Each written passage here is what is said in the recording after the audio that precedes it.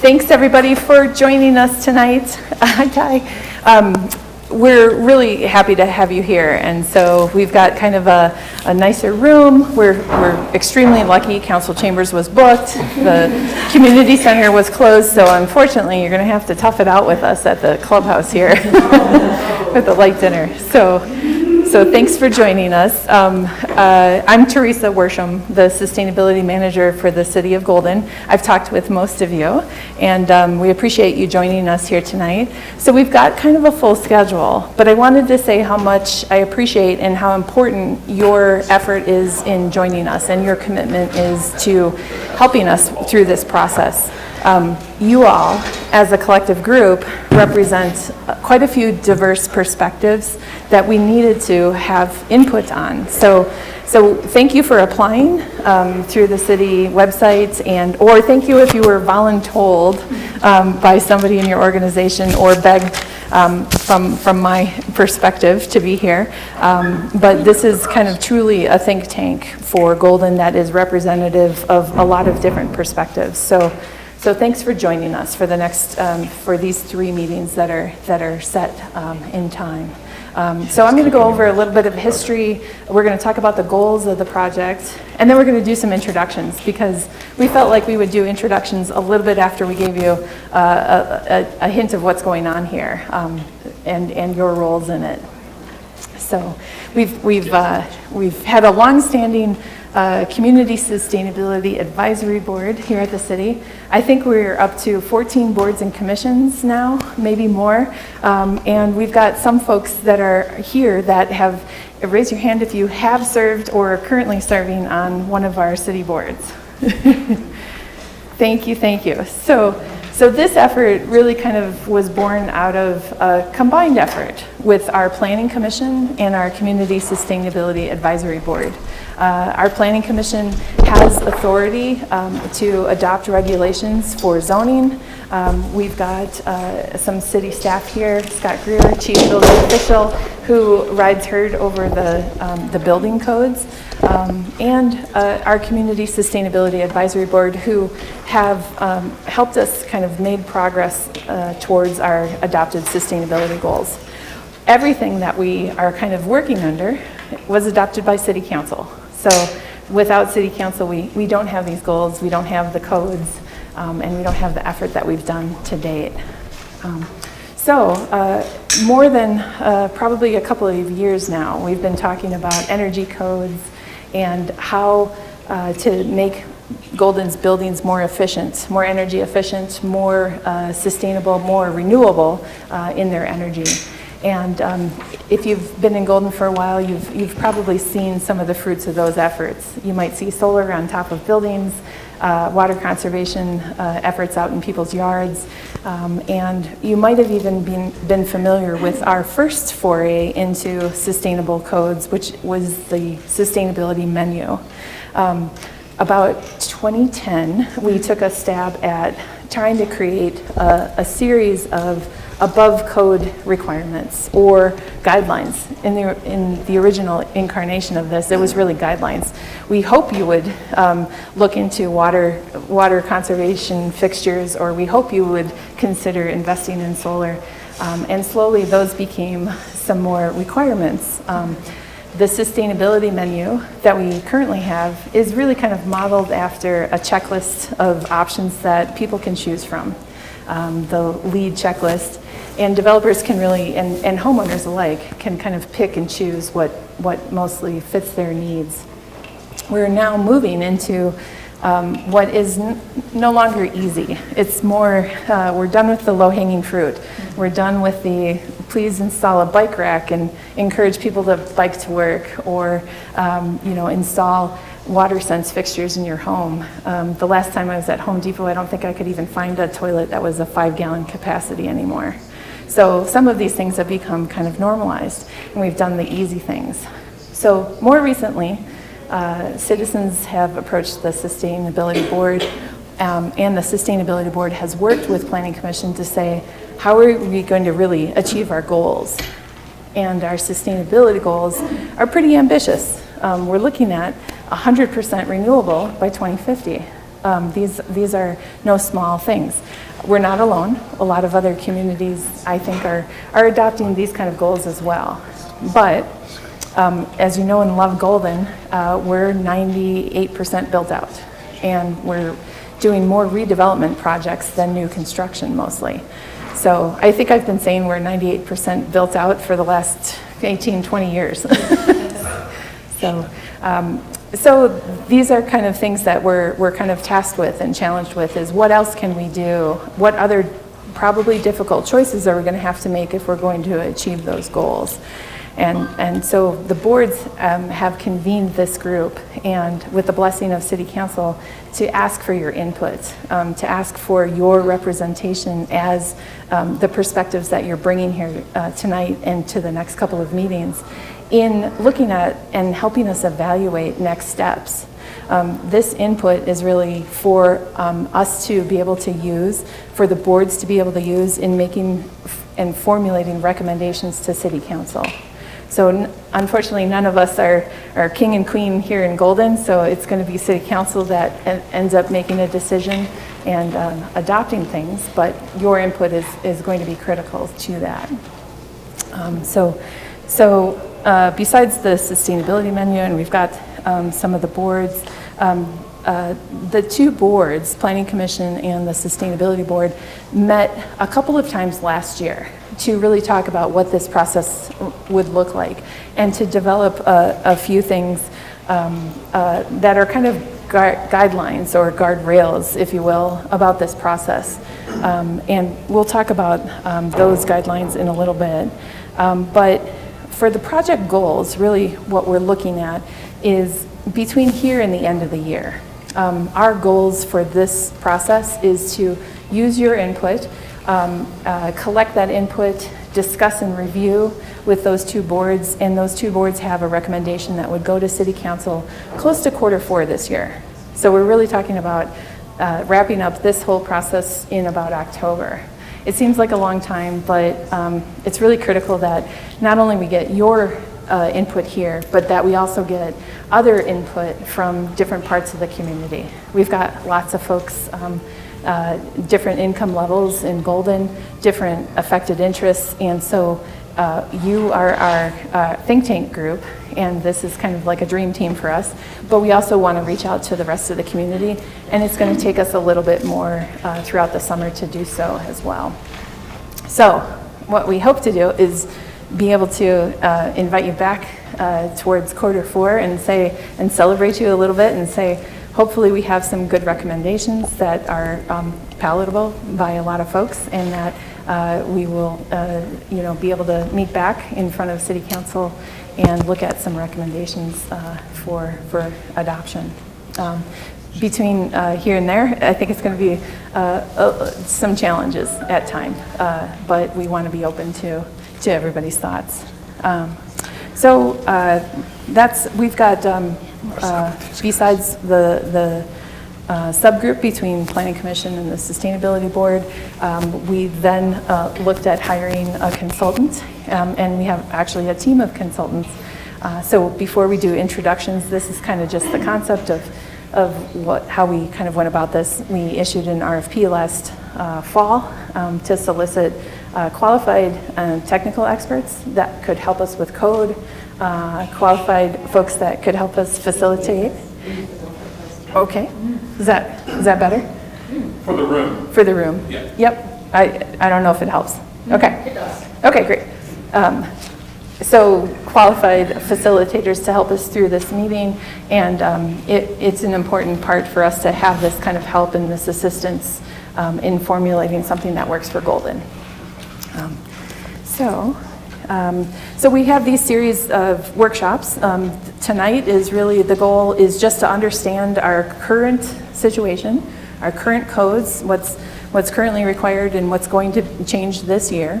Kind of as a baseline. This is kind of where we're starting from. We're not starting from 10 years ago. We're starting from our current codes. And then we've got a series of 3 kind of options that met some of those criteria that I'll be talking about later. And these workshops today is really about understanding those 3 options. Then in workshop number 2, we'll have another discussion about new construction and how all of these proposed codes would affect new construction. So if you're coming to us as a homeowner or a downtown developer or a multifamily landlord or an affordable housing person, how do these codes impact you from your perspective in terms of new construction if you wanted to build? Then workshop number 3 is going to be all about existing buildings. And that's kind of the heart of like what we're talking about because we're mostly built out here. And that's more about, are you a homeowner and you want to do an addition? You want to renovate your kitchen? You want to build a new house? Or you might be a developer that wants to do all new multifamily construction. I'm sorry, not all new, but you might renovate an older building and rehab, those kind of things. What kind of impacts will some of these code options have on existing buildings? So again, your perspective to us is going to be important because you are the experts in those pieces that you have, that you represent, and we'll ask your opinions on those. Okay, so those are the 3 meetings. After those 3 public meetings, then the smaller group is going to come back together, the Sustainability Board, the Planning Commission, and they're going to have one last meeting that's about a roadmap for the future with the consultants. That roadmap for the future is to firmly acknowledge that we can't solve everything in this effort. In order to get us to our goals in 2030, in 2050, it's going to take even more than what this group might be around for. So we do know that we need a roadmap for at least the next 5 years. What do we need to research that we don't quite know yet? What are other considerations that we didn't have resources in this effort to do? What are some other things that this group thinks that we should look into in the future and consider? So that roadmap is also going to be an outcome of this, okay? And then we'll head into the fall, and the 2 boards will kind of take all of this input and see if we have a logical conclusion with lots of input from city staff. Is there something that floats to the top that could be a recommendation to City Council? City Council, when they have a crack at it, will have a series of public hearings. Lots of members of the public can come testify, tell us that they love it, they hate it. It'll be an open public process for that. So that's kind of the goals of this group here. And I think for now, knowing that and knowing the perspectives that you bring, I wanted to do some introductions. Sorry, I keep tapping that. We'll do some introductions, and when we go around the room, if you wouldn't mind also telling us the perspective that you bring so that you can share this with some others. And chances are you're going to probably represent multiple perspectives. We might have invited you here because you are an expert in one field, but if you do represent more than one perspective, you might be a homeowner in addition to a developer. You might be a tenant in addition to somebody that's concerned about affordable housing. Let us know and kind of share that. So I will start. I'm not going to necessarily name names because I'm going to let everybody kind of tell us who they are, but I'll start a little bit with the consultants, and then if we can go around the room and you can just kind of tell us who you are. So can I start with you? Yeah, Okay. Hi, everyone. My name is Kim Schlupfer, and I'm a senior associate with Lotus. Let me know if you want me to use this. I can start, but I have a pretty loud voice. So, and I've been working with local governments on building code for the last 3 or so years. My home base is up in Avon, Colorado, so I hailed down from the mountains, where I spent the last several years working with Eagle County, specifically on their building codes. So. I think that's all for me. Miles? Great. Hello, everyone. I'm Miles Hayes. I'm a research engineer, or I'm now a project engineer, but my past has been research engineering. I'm a project engineer with Econergy.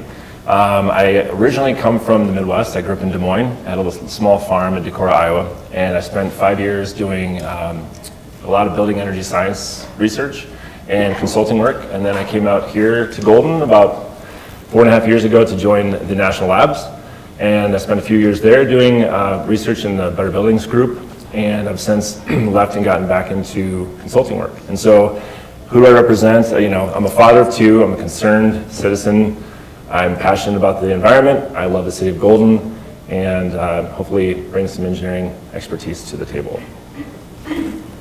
Marissa Major. I work with Teresa at the City of Golden in the Sustainability Division. I support her as we facilitate movement towards these goals that we're talking about. I'm Dave Klingman. I have an architecture background and I like to build things. So that's really my history. I also am a proponent of this one earth that we have and protecting it. And I think that there's a distinct advantage we have when we're creating a built environment, and to be smart about it, wise about it, and sustainable. My name is Martha Gertis. I represent a homeowner perspective from Golden. We've been in the state and in the city for 5 years. And during that time, my husband and I have been really working our way through retrofitting our home to be more net zero. So we've been kind of doing it the hard way, right? That's what we'd like to avoid with new buildings, I think, for sure. I'm also the parent of 3 teenagers, 2 of whom are just out of the house. And so I feel I also represent the affordable housing market. Hi, I'm Shane Lacy. I'm a homeowner. I live in Stonebridge, and I'm also a business owner here in Golden. And my business is in lighting and lighting control systems, so we work in the built environment all the time, and have been living with energy codes for some time now. And I too have 2 teenagers, and one's almost out of the house. So thank you. Hi, my name is Whitney Painter. My husband and I own a small business here in Golden, and we've been here quite a while now. We install solar systems for residential and commercial entities all over the state. So I guess coming with the obvious advocacy for on-site generation, but also insights into just how these different departments do this stuff around the state, and what the progress has been over time in some of those places and the gains they've seen. Also, I love the planet and I'm a homeowner. I'm Tanya Williams. I serve as the chair for the CSAP board. And so I want to join Teresa in thanking all of you that you're dedicating your time to this process and the upcoming meetings. So I'm, what is there to say? I'm an engineer by training, not in building, but in water. I encourage all of you. We already had the benefit of having 2 meetings together with the consultants, and it showed me that there are, especially if you're not a building expert, a number of questions that I think are just legitimate to ask. And we need to get our head around it, even if we're not experts. And so I hope that we get a diverse set of opinions that we can then take and consider and give a good recommendation to council that represents our community. I'm Celeste Civic. Starting on the personal side, I've lived in Golden pretty much my whole life, the last 17 years, and I grew up here. Had family in Golden since the 1800s, so we love Golden. But also I love the environment and very passionate about sustainability. So we've also got the process of electrifying and doing solar and understanding that from a retrofit perspective. Professionally, I'm an energy engineer, so work for companies similar to the consultant here. Group 14 Engineering is my company, mostly based in Denver. So we do a lot of consulting around codes and energy efficiency, so bring that knowledge too. Well, I'm Julie Smith, and I'm a resident too, so I represent homeowners. And I was an energy engineer at the Gore's Gold Brewery. And so I really have it when it comes to industrial energy for a brewery. But I'm learning one code at a time how homeownership works when it comes to that. But I'm passionate about the environment. I call it environmental OCD. I think we're in an emergency, and our complacency just terrifies me. I've got grandkids, I have kids, and I want them to have a nice life like I have. I have a trash plant in 30 years, so I am really proud to be here, and I'm really excited about what the city is doing. I'm Todd Collins, also a homeowner, also a father of two. I'm also a business owner here in Golden. I actually changed my career from software and technology to energy efficiency about 12 years ago. As 13 years ago, our first was born, and I realized that we're setting them up for a pretty solid failure, and we need to do better. My business is focused on envelope-focused products, so building envelope, rather than the renewable side. I am a member of the Planning Commission and play a role as one of two liaisons between PC, Planning Commission, and CSAB on a joint committee where we've spent the better part of a year putting all this together. It's been a very long process, and thank you all for participating. I'm Ty Scrembo, Planning Commission. New face though around here, so I've only been around for a little bit, but I'm really excited. Homeowner, I sell real estate in town, which would kind of goes into affordable housing. Keeping my eye on that and trying to figure out a way how we can bring affordable and sustainability and keep the minds open and pushing forward. So excited to be here. Great. I'm Howard Wright. I'm a construction manager with Foothills Regional Housing. We're a multifamily affordable housing developer here in Jefferson County. My focus is pretty much anything and everything we can do to help. So glad to be here and help out. Thanks. My name is Bill Lucas Brown. I think the most important question we have to answer is, why was Teresa looking for a 5-gallon flush toilet? I miss those. Maybe we can discuss that later. I'm a business owner. I'm on the Sustainability Council here. I'm a homeowner in town.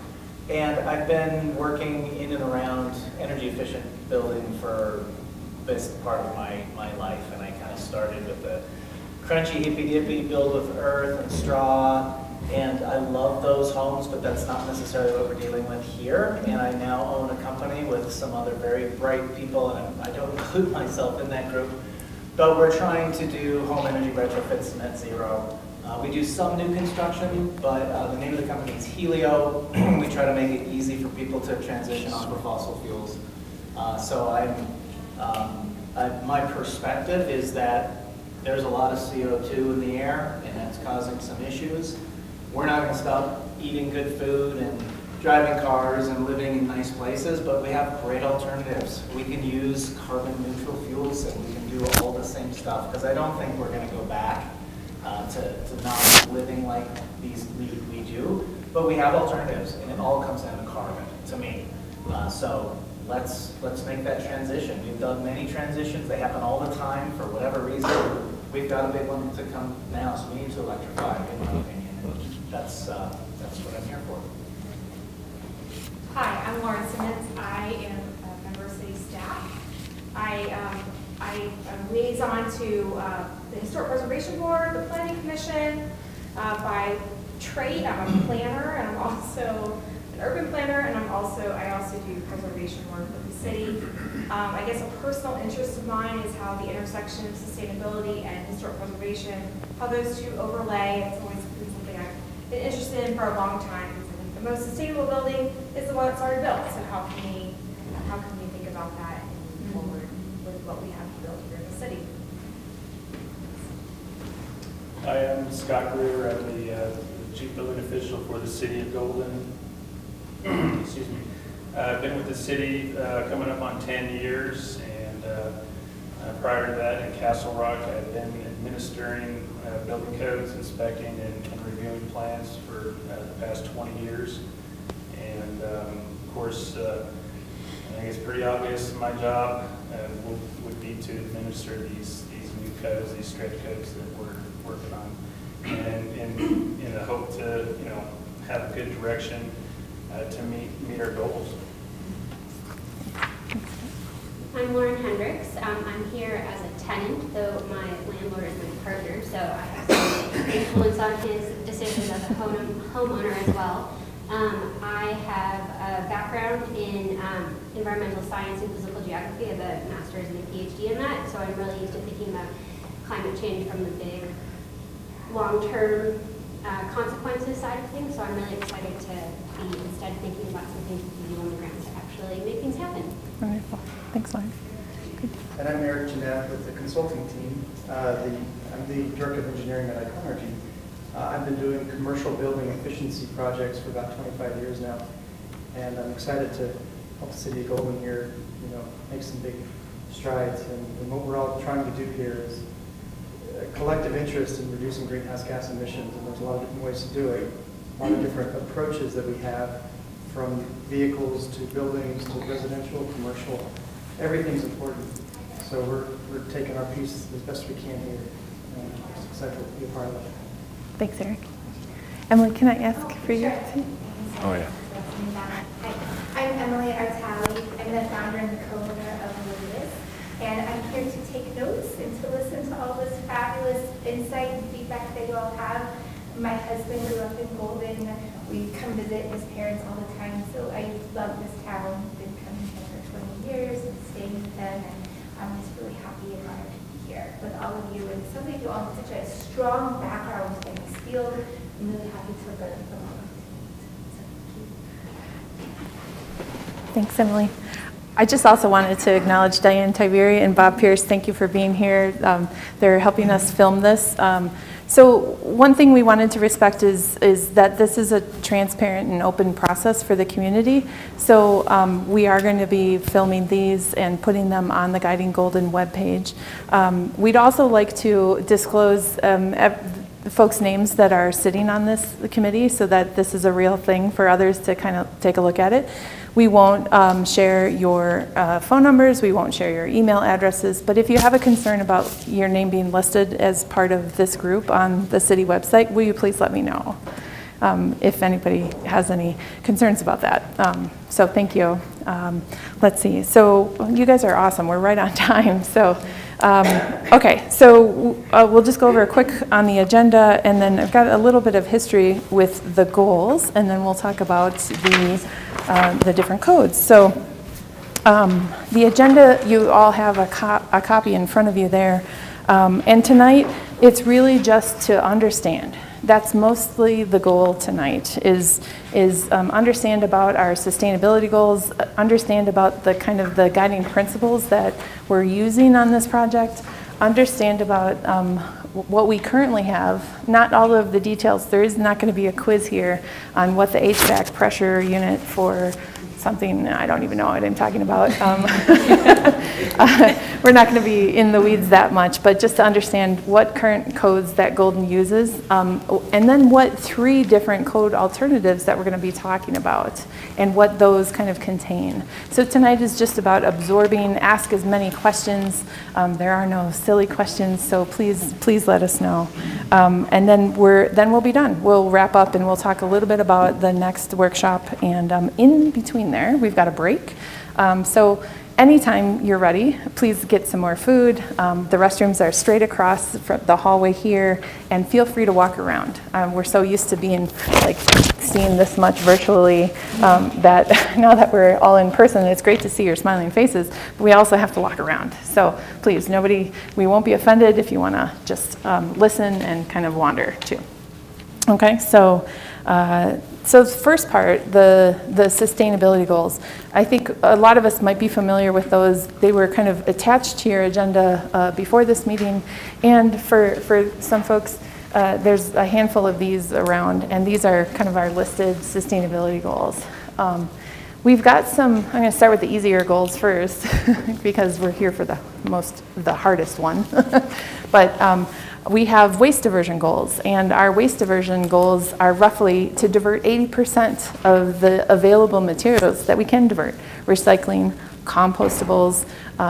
We're striving for 100% zero waste in the municipal operations. So it's kind of a big task. Colorado's not great on recycling, so we're really hoping to kind of improve that here in Golden. If you're a resident here and you're in the city's trash program, I'm taking complaints later about that program, but we're not here for that right now. So then the second set of goals is water. Water conservation, water quality, ecosystem health, protecting our waterways, and then the animal and ecosystem habitat that are associated with our 3 reservoirs that are up near Empire and coming down Clear Creek. So we have water conservation targets and improving things to that nature. But what we're really here for tonight is the energy goals. By far the biggest challenge. These goals include 100% renewable energy for electricity by 2030. And what that means is just for the electricity portion of our buildings, we're trying to offset our electricity usage with renewable energy. Our main player in the game is solar. That's our most cost-effective renewable energy. We do dabble in a couple of other things. Geothermal, horizontal geothermal is more of an energy efficiency kind of thing. Hydroelectric once in a while. We've got a couple of other things, but solar by far, biggest bang for our buck. The second part of that renewable energy goal is to be renewable, 100% renewable for heating by 2050. And what that means is that no fossil fuels would be used, and that all of that renewable energy would cover all of our buildings, and we would be off fossil fuels by 2050. It's a tall order. We don't know how to get there. Clearly, honestly, we have no idea how to get there, but we know that it's possible, and we know that we have at least the inklings of a path forward, and with your help, we want to kind of round that out a little bit more. We also know that technology is coming a long ways, and solar has, it reduced its cost over 70% in the last 10 years and has become more affordable, even without subsidies. So we know technology is going to get there too, with energy efficiency, with other building equipment. And I know some of you are going to have better ideas than me as to what that opportunity is. So that's our biggest nut to crack, is that renewable energy goal. Can I ask a quick question on that? Sure. So, and I should probably know this being on the council, but I don't think I have the answer. That's okay. When we talk about 100% renewable energy, can we count what Excel and our utility provider, the percentage of renewables are as well? That's a very good question. So in part, I think in part, absolutely. So Renewable Excel has made that progress because of you. When you might have been here to vote for Amendment 37 to do the first renewable portfolio standard, I think, in the country, that was the first signal to Excel and the investor-owned utilities that you have to have a portion of your portfolio be renewable. And I think the first time it was 30%. Is that right? 15%. It was 15%. So it was even lower. So it was super low bar, right? So. And then, as kind of that bar got achieved, the voters said again, yank that up, and made them do a little bit more and a little bit more. And now we've got commitments by investor-owned utilities like Excel for things that approach 50, 60%. And I don't remember what it is now. Do you remember? I think it's carbon neutral power by 2050. 2050. 80% by 2030. Okay, thank you. Over 2005 standards, I believe. Okay. And right now they're right over 50%. Okay, so they're a little different than us. They don't, they're not subscribing to the get off fossil fuels. They're invested in natural gas, which one we want to recognize them for because they're off of coal in a lot of plants. But our goals are a little bit more ambitious. And so, to answer your question, to some extent, Excel's achievements help us, but this community has always been about distributed generation, which is doing renewable energy or even energy efficiency at our own buildings. So having that responsibility that for what we construct, what we remodel, that we have that responsibility to improve. So that's kind of where thank you for that. for clarifying that. We have energy efficiency targets, 15%, to reduce our community energy consumption by 15%. And that's by 2030. It's going to prove a little harder for us. And even though 15% sounds like not very much, when we electrify everything, our consumption is going to go up. So that might be something that we have to like figure out and adjust in the future. That was actually a question. What is the benchmark for that? You just mentioned 2005, I think, but for 15% relative to what number? Yes. So our first goals, thank you for pointing this out. The first goals we ever had were from 2007. City Council adopted the first set of goals. That was our baseline back then. We had made some strides and achieved some things. So the goals have been revised twice. The most recent version is our current version that was adopted in 2019. So our new baseline is 2019. And so it's 15% less than the community energy consumption that we saw in 2019. Okay. And that includes the addition of electricity by moving away from heat. Yes. So, so that's not 15% increase in efficiency, that's 50% increase in efficiency or something like that. Yes. Yes, and it is KWH, kilowatt hours. So we track that through community energy reports that we get from Xcel Energy every year. We also track our municipal energy use in all of the city buildings and have to adhere to those as well. So those are kind of the metrics that we're using for that.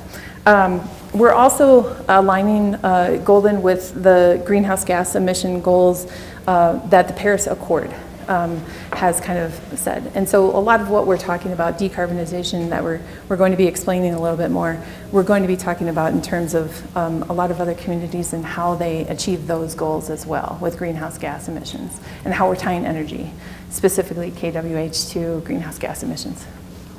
And then we're also aligning with the state's greenhouse gas emission goals too. So that's the set in stone, adopted by City Council February 2019, I swear. They put their stamp on that. And that's kind of what drives us in this process here, okay? Any questions about the sustainability goals at all? We've got a couple of board members, you can tackle them here anytime. And on the renewables, so for the 20% that is still going to be fossil fuels from Xcel Energy Power, do you have specific criteria, like you're looking at, does the solar have to be within city limits? Does it have to be within the grid? Like I know Denver's doing, it has to be on the same grid. yeah. We do think that, so far requirements are that if you pull a permit in Golden, and our requirements are that you trigger certain sustainability menu things, it has to be on site. So off-site renewables by a subscription are fundamentally a little more difficult. If you don't have the budget for it next year, you might not choose to subscribe in a community solar project, or you can just choose to end it at any time. So on-site renewable is important to us because it's going to have a payback. It's going to be probably outliving that estimated ROI, and we'll have that as contributing to our energy independence here in Golden. Does that help? A little bit? Okay. Other questions about the sustainability goals? Okay. Thank you for not asking more trash questions. Okay, so then what we're pairing on top of that is a set of guiding principles. I just want to make sure I'm on time. And great. Yes. You paced this very well, thank you. So guiding principles are something that the two boards, the Planning Commission and the Sustainability Advisory Board, said, okay, we've got to start with a set of guiding principles that assumes we can't just have a free-for-all. We are not Denver. We don't have unlimited staff. We're not going to ever have the budget. I'm sorry, Scott. You're probably not going to have 20 people on your staff. I've known that for a while. Really? Okay. Well, I apologize. Anyway, we're also not Boulder. We're not necessarily looking for a custom code that is very difficult and could be complex for a lot of people. I think Boulder's code is probably very effective, and for Boulder and for that community who said we want this and voted for it. So Golden is not, has told us for a long time, we're not Boulder. I mean, somebody's got a sticker here, right? Like a bumper sticker? I'm not gonna say what it is, but, so we would really like to have a custom solution that works for Golden, that works for the scale that we are at, which we have a small staff, where we have limited ability to enforce. We would also like to have a code that is easy to understand from homeowners to tenants to developers alike, that this is not a complex thing that you have to go take a training course for 5 weeks to understand it. This might be an off-the-shelf kind of a solution, and some of what you're going to see tonight is off the shelf, so to speak. Already exists in other places, is already published. And then some of the other kind of guiding principles are that we eventually need to pick something that can move us towards off of that natural gas dependence and get us kind of in that direction. Let's see, I'm also thinking that the group talked very much about a performance-based standard. So just a quick little definition of this. Golden's sustainability menu, where you pick and choose what you want to decide to do in your project, and you have to get a certain number of points, and that you as the owner or the developer can say, I've got X amount in my budget and I can afford this one, I can afford this one, I can afford this one's doable to me, but I don't want to do X, Y, and Z. That's a prescriptive type of program where you're kind of being told, comply with this, implement and construct these things. One thing that this group looked at is said, we really need to move, and we would like to consider moving in a direction that's performance-based, that says, okay, you have a house, it should really achieve a certain performance, like a certain energy efficiency, a certain maximum MBTUs for your heating, a certain kWh for your electricity, and so performance is more of like choose your own adventure. I think we've been kind of saying that a lot in some of our meetings is kind of like pick your own path. You decide like how you get there, and we're not necessarily the city to tell you how to do that, but you have to achieve a specific third-party measured end result. And if your building can achieve that, then that's a performance-based target. So the subgroup of Planning Commission and Sustainability said we should really consider some performance-based standards. So that's part of what you're going to see here tonight. Some of the other guiding principles is that we really need to find something that's suitable for existing buildings and new construction. The boards want to go forward with a recommendation to City Council that addresses both. Might not be the same code, might be two different codes, but a plan to address both of those. And then, things to address existing buildings. I think we kind of talked about that for codes. I'm looking at my notes just because I'm getting older and I can't read the page anymore. So low income is a very significant, important part of this. Pushing costs onto low-income folks, low-income developers, is really just kicking the can down the road, right? And rising housing costs, rising material costs. If we make housing so expensive that low-income folks can't afford to live there, we have not succeeded. So part of what City Council wants us to do with this group is really take a look at how does this impact low-income folks? And how can we solve this? Can you make a net zero building for low-income housing units, multifamily? And I'm glad we're going to have this perspective because we want to hear your examples. Yes, we can, and we're doing it in Arvada right now. So. Awesome. Awesome. Do you have a quick 1 minute of what that project is? Do you mind sharing? Absolutely. It is a 100-unit development, roughly 52nd and Wadsworth. So it is a urban infill. We demolished a early 80s, 37-unit building, very inefficient building we have constructed. We're building this building thanks to Arvada's new code, we're a high-density unit area now, so we're getting able to get 100 units in a 2-acre plot. We're EV ready, we'll be PV ready, or solar ready, and we're going to, for our qualifications to, when we apply to JAFA for our tax credits, we have to be zero energy ready when we optionally build. So we're set up, we currently will be running gas water heaters until their lifespan is up, and then we will be converting to electric, so everything is already set in place to do that. And Group 14 is our engineering. Good deal. Thank you for that. And I appreciate that. So in our next meetings, we're going to get more into like how do these cost impacts affect us as individuals, as what you do. So thank you for that, and we'll kind of get into that more. The remainder of the guiding principles are really kind of what we've already explained here tonight, that we should have a process that seeks to engage the community and ask people that are stakeholders in the development community for Golden, all aspects of it, that we should work together, that we should also work with city staff to look at our capacity, look at the direction of what Scott's office is doing, and kind of align with what's already been worked on for several years. So that is part of the guiding documents. And then the last part is we should really engage some smart people and consultants and help us bring in that kind of technical expertise to pair with your expertise and come up with a solution for Golden that fits Golden. Might not fit Arvada, might not fit Denver, but hopefully we find something that works here. Okay, so that's our kind of our guardrails, our guiding principles. And any questions about those or the process up till now? No? Okay.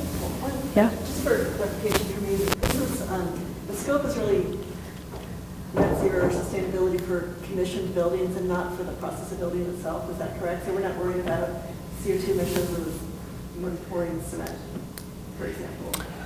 As it relates to the building process. Including the building process. Yes. Okay.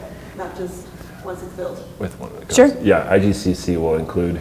Okay. IGCC has some provisions around building materials and life cycle of those, but. Well, that's the clarification. Okay. So some of the other. Right. I would say this is a question for this group we may want to discuss. Okay. Mm-hmm. Yeah. Yep. One of the choices involved that. Yep. That sounds good. Good question. Okay. So we've got, so again, get something to eat, but we've got a break coming up. But before the break, we've got one more section, which is to learn about what Golden currently does, what our current codes are, and kind of a little bit of an overview and a primer for all of us. So I'm going to hand it over to Kim. Thank you very much. And Teresa, should I cover the evaluation criteria as well? Did you want to touch on these really quick? Oh yeah, I forgot about this. Okay. No worries. Okay. Well, we did kind of consider a lot of this stuff. So, thank you. For the other criteria we really have to say is, do any of these options get us towards our sustainability goals? And again, they're aggressive, so they might not get us all the way there, but are they getting us significantly there? If they're useless and don't get us any way there, then they might be a little too late. Also,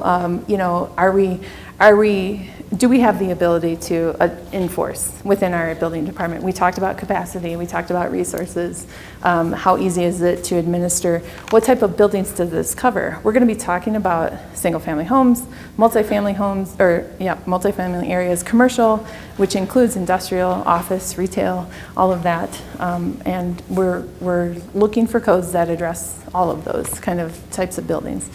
What are unintended consequences? I think we're going to see some of these, and we want to know very, very much, and we think that this group is going to help us kind of identify those.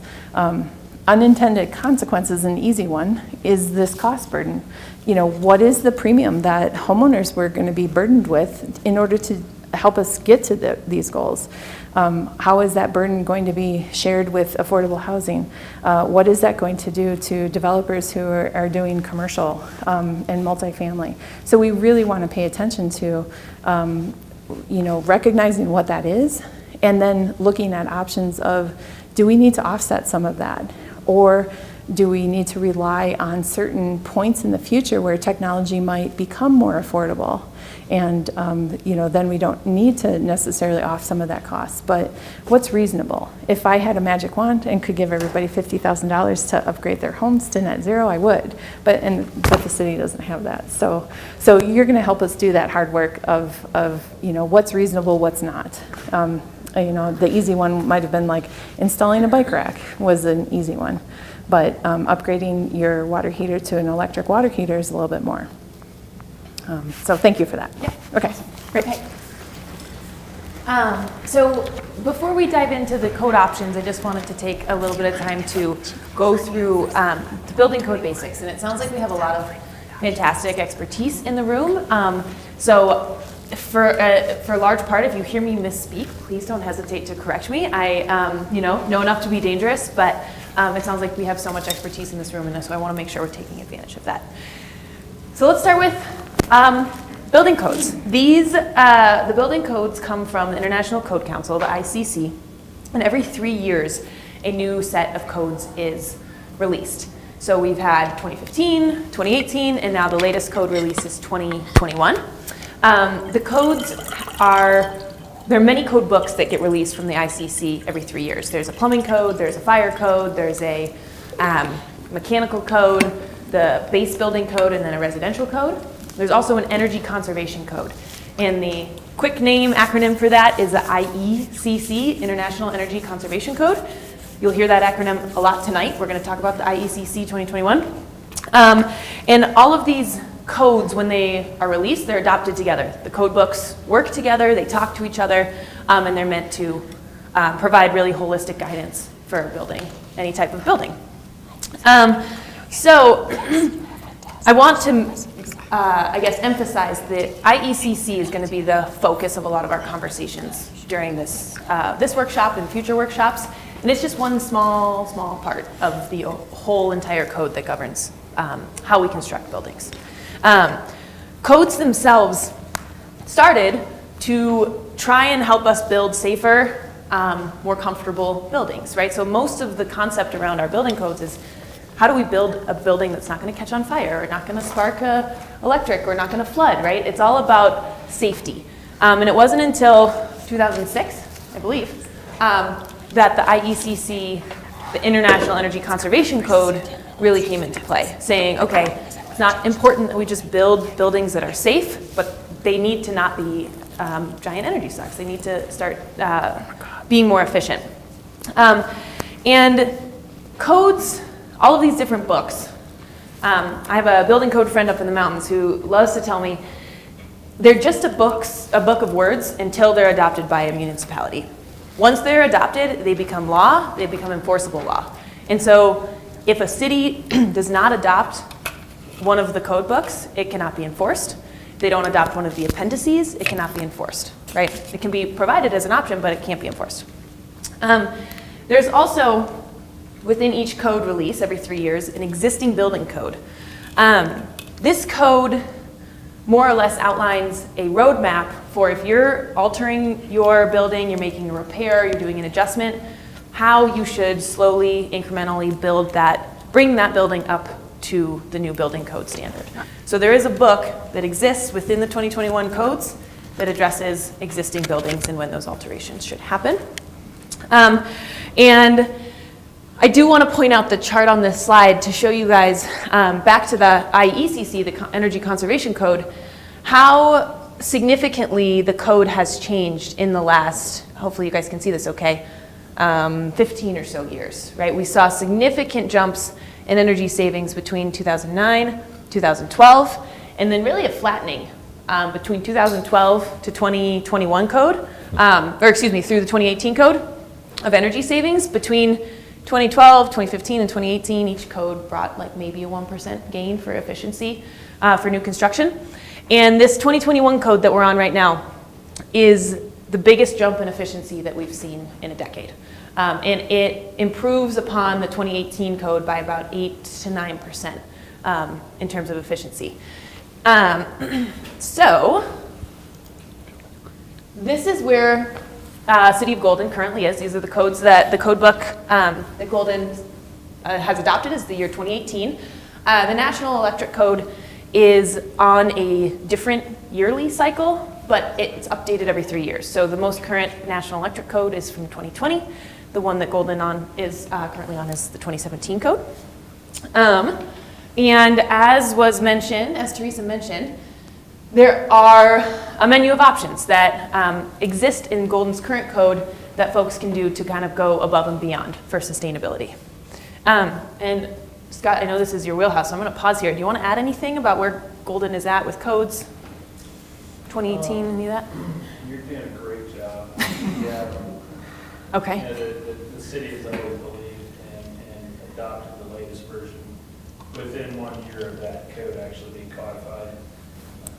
So which means that we're in the code cycle now, and such, myself and the fire department are preparing staff reports and things of that nature, studying the significant changes to all the codes, present that information as a recommendation to City Council for adoption, to repeal and reenact the latest version of ICC codes, which is the 2021. And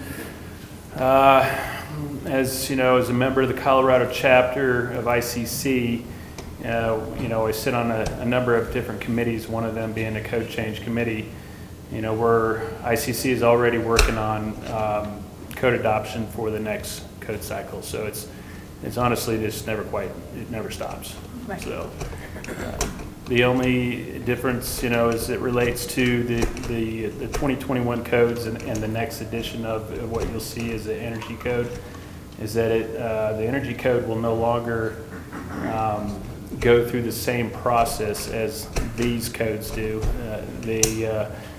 It was as such, they go through committee hearings and such, and then final action hearings. The IECC will be going through a similar process like an ANSI standard. So it's a very large committee comprised of a lot of experts in their fields, so that will be a pretty significant change. No longer governmental members will be voting on that code or the changes that are made to it. So, great, thank you, Scott. Any questions for Scott or myself on just sort of the overview of what a building code is? I have a quick question. Sure. Probably for Scott more than anything. I'm just wondering, as each new code is adopted, do you ever have trouble enforcing or complying with the changes in the new code? Or is it just lock, stock, and barrel? We've accepted the new code, it's law, everything gets adopted? Or is it difficult for you to enforce it all? I would say that probably the hardest code or code change that was the most difficult to enforce would have been the addition of fire sprinklers in single-family homes. And that came about in the 09 codes, and it received so much pushback from the community, the builders, and such, that a lot of jurisdictions, quite frankly, did not adopt it, and to this day it still remains that way. There's only a small handful of jurisdictions across the Front Range who have adopted the fire sprinkler provisions, but that is such a significant change. It's beyond anything. ICC, generally speaking, when code changes are submitted, and you have to submit whether or not it will increase the cost of construction or not, and that does play into how codes get adopted. If it's going to significantly change the cost of construction, sometimes it just gets shot down. In general, we have always adopted the codes as they have been codified by ICC. So we don't make changes. There's a lot of work that goes into the code change process, and I believe in the process, and there's a lot of smart people behind it as well. So. And to be clear, we do have fire sprinkler requirement here. Yes, yes, we most certainly do. And people were a little upset about that for a short period of time, and now it's just a matter of people know, and they're okay with it. So the newness wears off. Yeah, Tanya. Scott, that's a question for you. When in 2021 the city adopted the IECC code, what was the additional level of administration enforcement looking at that compared to all the other codes? How much additional effort did that take? Well, so the 2018 is our current code. Oh, and we don't have yet the IECC. That's correct. They recently did just get codified, and printed books as far as the 2021 codes. We're in the process of going through that adoption process here in Golden. So by July, God willing, we'll have all that wrapped up and through all the public hearings and outreach and stakeholder input and such. In my experience, it hasn't been a really complicated process here in Golden, and primarily, I think the main reason for that is that we're pretty much built out community. If we had big chunks of land laying around that developers wanted to build homes on, the HBA, the Colorado HBA National, they have a lot of power and they lobby quite well, and it could make things very difficult in adopting new codes. So primary reason for a lot of jurisdictions going away from fire sprinklers when it actually is in the body of the code. It's not appendices or otherwise. Okay, so what projection forward, once you adopted that IECC code, is there a lot of additional effort in enforcing? No more than what we're dealing with now. I think also clarification, we already have the IECC implemented through the 2018 version. Yes. Okay, so my question is then just for 2018. It wasn't a big effort to add electricity or energy-related code options? No, not at all. Not at all. It's probably one of the most complicated codes to enforce, however. It just is. It's a very technical code, and it goes through quite a few changes every code cycle. So either additions, clarifications, you name it. So. Awesome. Thanks, Scott. Thank you, Scott. Any other questions? Okay. So before we take a break, we're going to go through a couple of key concepts that will help frame the discussion for tonight. And it sounds like a couple of you might be familiar with these terms, so just bear with me. So the first key concept I want to start with is net zero. And there are a couple components that make up a net zero home. First and foremost, it needs to be energy efficient. Energy efficiency comes by way of many components of a building working together to make sure it's well insulated, airtight, and has efficient systems running the building itself. In the code, there are two different ways, high-level bucket ways, to gain compliance with the energy efficiency requirements in the code. The first is a performance pathway that Teresa touched on, which is build it to, the specs in the code so that you can, hopefully, it meets the right performance level, but then you have to verify performance of that building once it's built and make sure it met the energy efficiency levels specified in the code. The other option is a prescriptive option, and that just says, look at the table for insulation values, U values, R values, all the things in the complex energy conservation code, and make sure you meet them and showcase that you did put R60 in your roof or whatever it is. So there's two ways to verify compliance.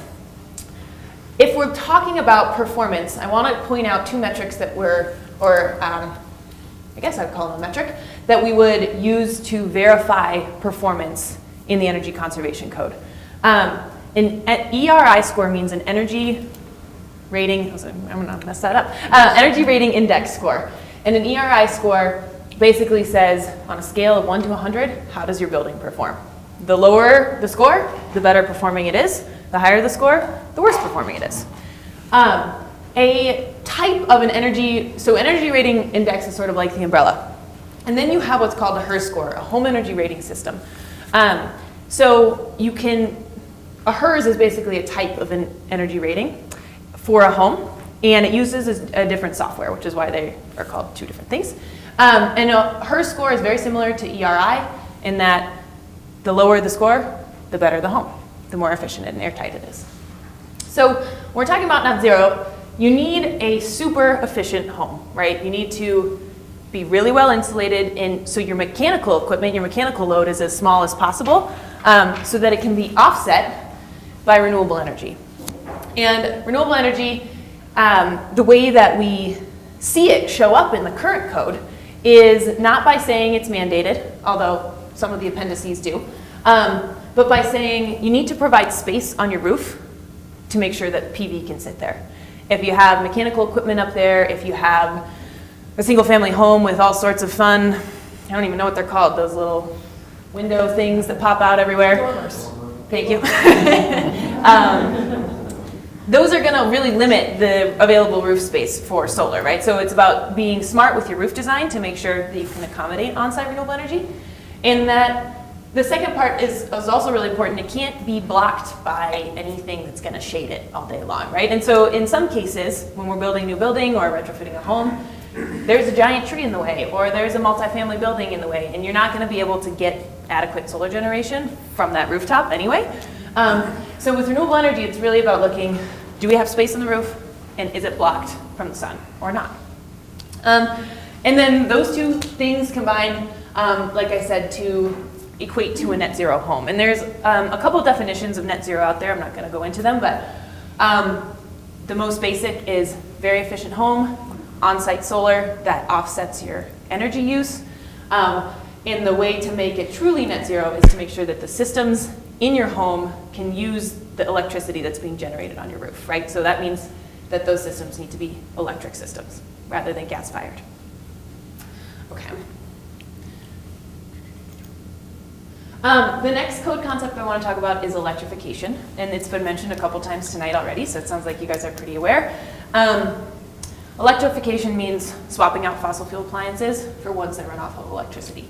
And there are two, well, there's the term electrification, and then the term beneficial electrification is really what we like to talk about in the sustainability space, because when we don't want to just electrify homes if it's going to drive costs up and make it unaffordable for somebody to pay their energy bills.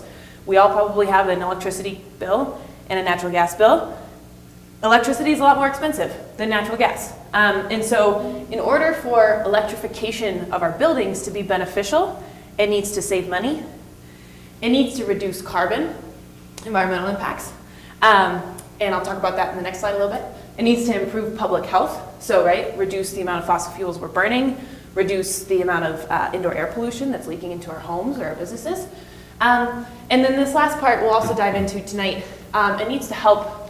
When we electrify the homes, we should be doing it in a way that can support the grid reaching 100% renewable energy. And like I said, we'll talk about that a little bit later. So electrification is not, maybe it's new as of the last couple years, but there's a really big interest. Sorry, what did you say? Not for all of us. Yeah. This is a really old conversation, but I'm glad we're in it. Right, so it's funny, right? Because we started in the 80s saying, let's build all electric everything, right? Every building built, I feel like in this state in the 80s was all electric. Then we got access to, United States-based natural gas. And it was like, electricity is being powered by coal. It's super dirty. So how do we reduce our carbon emissions? We switch to natural gas appliances, right? And that was the theme of efficiency for quite a few years. And then all of a sudden, maybe, 5-10 years ago, utilities started coming out with really aggressive climate goals around reducing their carbon, achieving 100% renewable energy. And it was the culmination of all of these goals, not just from the utilities, but also from the state, from the different cities. They were saying we need to reduce our carbon, that changed the conversation from, okay, now we need to remove, we spent all this time putting fossil fuel gas in our homes, now we need to take it out, because soon the electricity coming into the wires will be powered by 100% renewable energy. And so that's zero carbon, as opposed to this natural gas that will always have a carbon footprint no matter what, right? When you burn natural gas, it releases carbon. Another thing that happened is in the last couple years, there was technology advancement in all electric heating equipment and water heating equipment. Back in the 80s, they were building homes with electric resistance, baseboards. I've got I call it my toaster oven with a blow dryer that goes on top of it in my ceiling. At my home, it's just really inefficient, really, really inefficient. So what happened is heat pumps, which are basically technology that, I'm going to try and explain this in the most basic way, takes outside ambient air. If it's cold air, let's say we were trying to heat a building, takes the cold air, it expands it, it takes the heat out of it, and then it puts it into the building. Vice versa, if it's hot outside and we need to cool the building, basically the heat pump compresses the air, makes it really cold, and then shoots it into the building. So the beautiful thing about heat pumps, they're super efficient, and they just use outdoor ambient air to condition the building. Heat pumps have been around in California for a long time. Climate in California is pretty stable. Here we have a lot of snow, we have a lot of cold days. And so cold climate heat pumps came onto the scene. My timeline might be off, but I feel like a couple years ago. And these cold climate heat pumps work when it gets down to 0 degrees outside. And so it opened up this new ability for climate zones outside of ones like California to really consider this technology and incorporate it into their buildings as a part of this electrification strategy. And that's really the key part in how this can be beneficial, right? Not taking old, inefficient electric equipment, but using new, really efficient technology so you're not increasing your costs.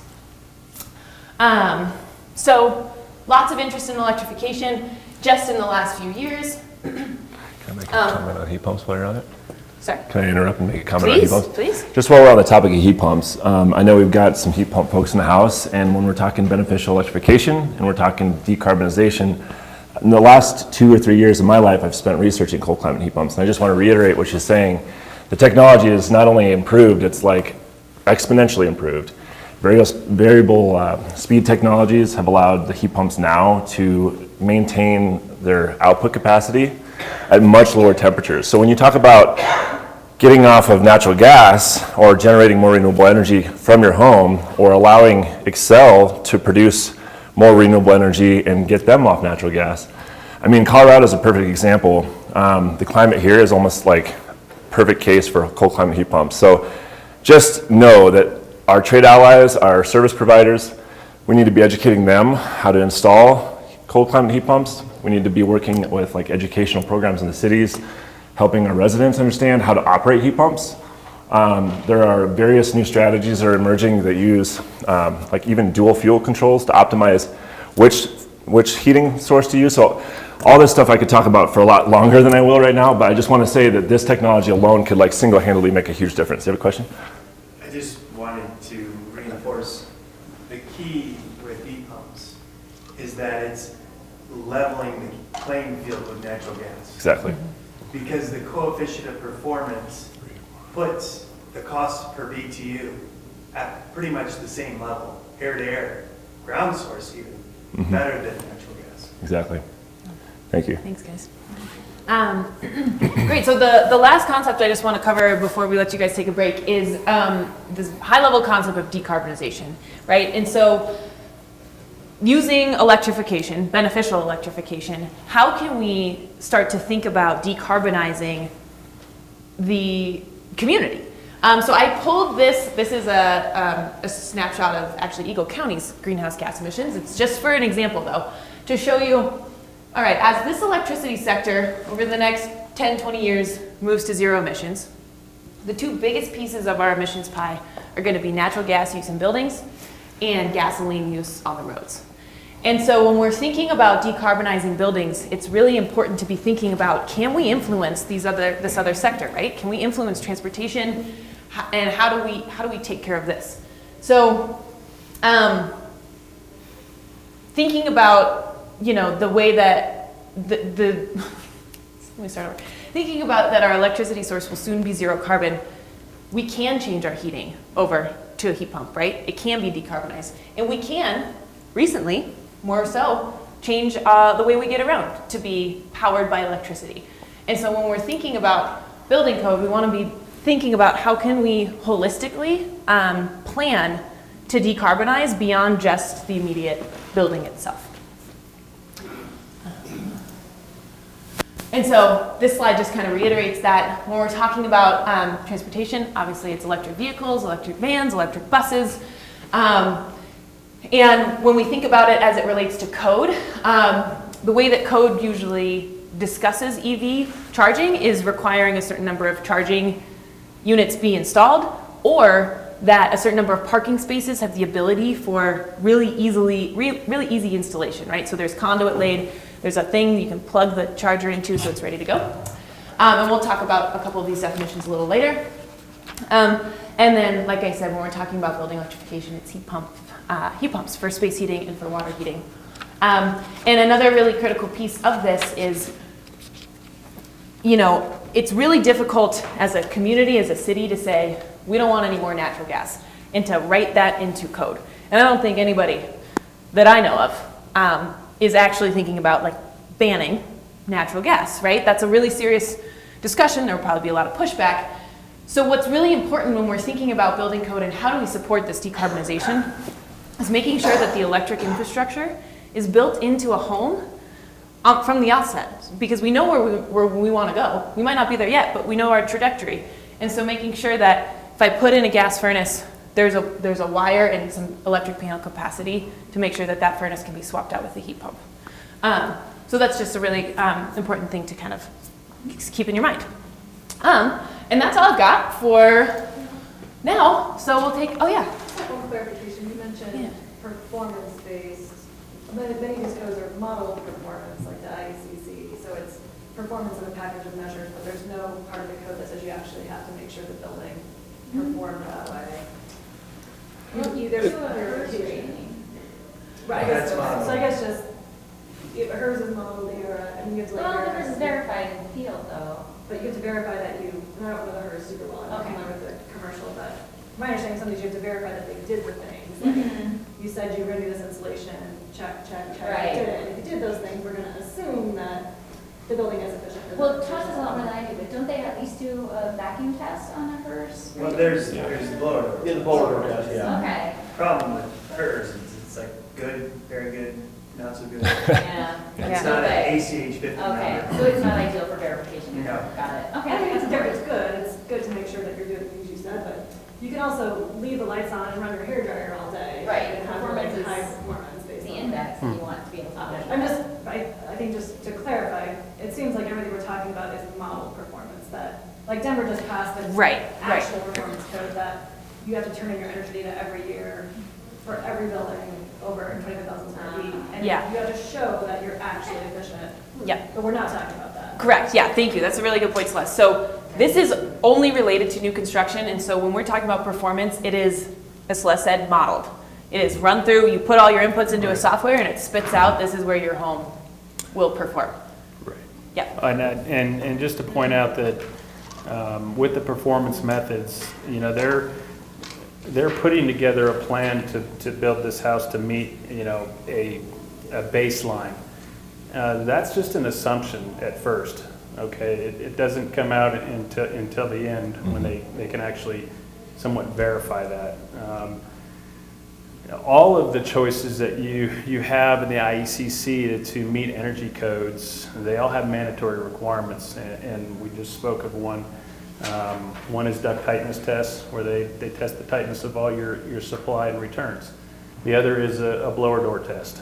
And we just had a building here in Golden that got really good numbers for a blower door test. Is a 5-unit townhome complex that they were below 3. And that means below 3 air exchanges per hour. So a very, very good envelope, very tight building, which means you have to ventilate them properly. But that's code. That's code. 3.0 is code. 3 is where you should be in our climate zone. So really good would be 1 or less. Or 0.6. It's still good with a joined building like that, townhome system. And is code requiring ventilation systems as well, along with that 3 ACH 50 or below? There's a number of methods to obtain the proper ventilation, and it could just be exhaust only. But it is required. It is required, yes. So just to add one more quick point to Celeste's question,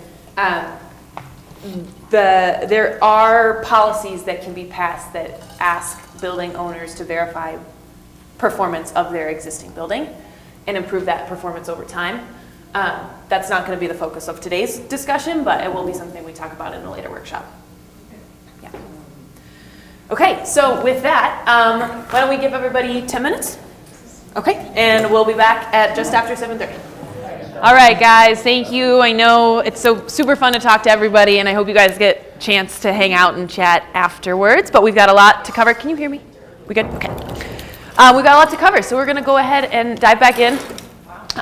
As Teresa said at the beginning, like if you guys get hungry in the middle of this, you have to go to the restroom, you need more iced tea, just, you know, feel free to stand up, move around if you want to stand in the back, all of those things. Feel welcome to do that as we go through these. I'll also say some of the concepts that we're going to cover might be complex, might be brand new for a few of you. If that's the case and you don't understand what I'm saying, please ask, because we're here to make sure that at the end of the night, all of you guys have a really solid understanding of each one of these code options that we're going to review. So, before we dive in, a couple key terms. We talked about these a little bit, but just want to make sure we're all on the same page. So the first one, solar ready. This means that there is a section of the roof designated specifically for solar. It's called a solar ready zone. It's free from obstruction. It's free from shading. And then it also means that there's conduit that runs from the roof down into the home, ends in the electric panel, to make sure that that pre-wiring is all ready to go as soon as you want to put PV on the roof. We're talking about EV ready. There's 3 levels of EV readiness, and we'll talk about those in a little bit more detail in a bit, but basically it's making sure that there's conduit and wiring in the building if you're not going to install a charger, that it's ready to just plug and play, right? Electric ready, all of these are pretty much the same vein. Electric ready means, similar to what I mentioned before, that for every gas using appliance in your home, there is an electric circuit that runs from that gas appliance so that an electric appliance can be easily swapped out, and that the electric panel in your home has capacity for that new appliance. Electric preferred goes a step beyond electric ready and basically says you have to be, and this is a term used in code recently, you have to be electric ready, so you have to have the pre-wiring and the panel capacity there. What electric preferred means, though, is that you have to do an additional efficiency step in building your building. And the reason we call it electric preferred versus electric ready is that additional step you have to take for efficiency ideally will tilt you towards building all electric, because you don't have those additional efficiency requirements if you go all electric. Battery storage ready means that you have to have the space for the battery, and that you also have to have it connected to the electric panel circuit. And I'm not going to pretend to be a battery expert, but just that your house is wired to have a battery put in. Grid responsive controls. So we'll dive into this in one of our code options, but basically this means a control on an appliance that can respond if the utility grid sends out a signal. And we'll talk about why that's important and what that means in a little bit. High efficiency standards are just federally mandated minimum equipment efficiency standards. And then indoor air quality plus certified, we'll talk about this more at the end, but this is a certification to make sure that your home was constructed in a way that really protects and enhances indoor air quality. Okay, so our 3 code options, drum roll. I want to emphasize for every single option here, we need to remember that the 2021 I-codes are the base that we are assuming for every single one of these code options, right? So option A is the 2021 code plus readiness amendments. Option B is the 2021 code with the National Building Institute overlay, and I'm just going to leave it at that because we're going to dive into the details in a bit. And then option C is a combination of 2 different codes, each one geared at different types of buildings. So the IGCC is the International Green Construction Code. It's one of the code books that gets released with the suite of ICC codes every 3 years. And it came about for the first time, I believe, in 2012. And so, but again, if a building or if a community doesn't adopt that code book, it can't be enforced, right? So this is an above and beyond option. And that applies to commercial buildings, that code. In option C, the code that we would look to for residential construction is the Zero Energy Ready Home Standard that the Department of Energy put out. So these are our options: readiness plus IECC, IECC plus this overlay, and then the green construction code for commercial and Zero Energy Ready homes for residential. Okay, and you'll see these nicely ladder up as we get towards the end of the presentation here, but this is just a visual to show you that option A builds on our base code, right? It's the base code plus these 3 readiness amendments. And we're going to go into what these 3 amendments are. So the 3 readiness amendments that we just defined that we would be talking about today are EV ready, PV ready, and electric ready. And those are the 3 that come in this readiness package. So I already talked about this a little bit. I want to remind you guys, again, in adopting this 2021 code, we are already gaining 8 to 9% more efficient buildings than we would have with the 2018 IECC code. An interesting thing in the 2021 IECC codes is that for the first time there is this section at the end of the code that's called additional efficiency options or additional efficiency requirements. In the commercial code and in the residential code, it looks a little different, but basically it says you have to build to this standard, and for residential, you have to pick one of this suite of additional efficiency requirements to implement. In commercial, it says you have to do all of this stuff to make sure your building is efficient, built to code, and then the additional efficiency measures are listed with associated point values, and you have to earn 10 points of additional efficiency work in the 2021 code. And that is the base requirement. Again, so that is what's going to give us this 8 to 9% efficiency gain. I share that because it's an opportunity for flexibility in the code, right? It provides this suite of additional efficiency options that are already pre-written that can be looked at or evaluated. So again, our 3 packages of readiness are electric, EV, and PV. All right, so we're going to start with talking about solar ready and the benefits of solar ready. Let me just get myself lined up. So why you would do solar ready is it's very easy to do. It's very minimal cost to just make sure that you have free space on your roof and that you have conduit running down to the electric panel. And it makes it so much easier to put solar on in the future because your electric system is ready for it. It's been sized properly. Your panel is ready for it. And if you have a solar ready stamp on your home, whoever comes in as a solar installer, and my solar installer, Whitney, it makes it easier because you already know the home is set up. You don't have to do any rewiring. You don't have to run conduit. You don't have to do any of that stuff. The home is ready for solar. So very low upfront cost and high value as far as not needing to retrofit your home to put solar on it. So the nice thing about the solar ready is that it's already a written appendix in the code book. So for commercial and for residential, the language is already there. It's already written. So all it would need to do is be adopted. So this slide focuses on the single family requirement. The commercial requirement is very similar. You have to have a solar ready zone space set aside. For each code, it's a different amount of square footage that you have to set aside for solar. It has to be free from obstructions. You have to show it on the construction document so that there is documentation somewhere that there is solar readiness built into this home or commercial building. And it makes sure that the roof has enough structural capacity to hold future solar, which is really important. Runs the conduit. And then again, in your electric panel, it'll say, this is for solar. So you've got the space in your panel ready to go. The nice thing about Solar Ready Appendix is that if you're a home built right up against, one of these like mountains over here that you're just in the shade for most of the day, you don't have to do this. And so it has pre-written exemptions within the language that says, if you can't put solar on your roof and have it generate enough electricity, you just don't have to make it solar ready. So that is the code. Like I said, there's Appendix RB is the residential version. Appendix CB is the commercial version.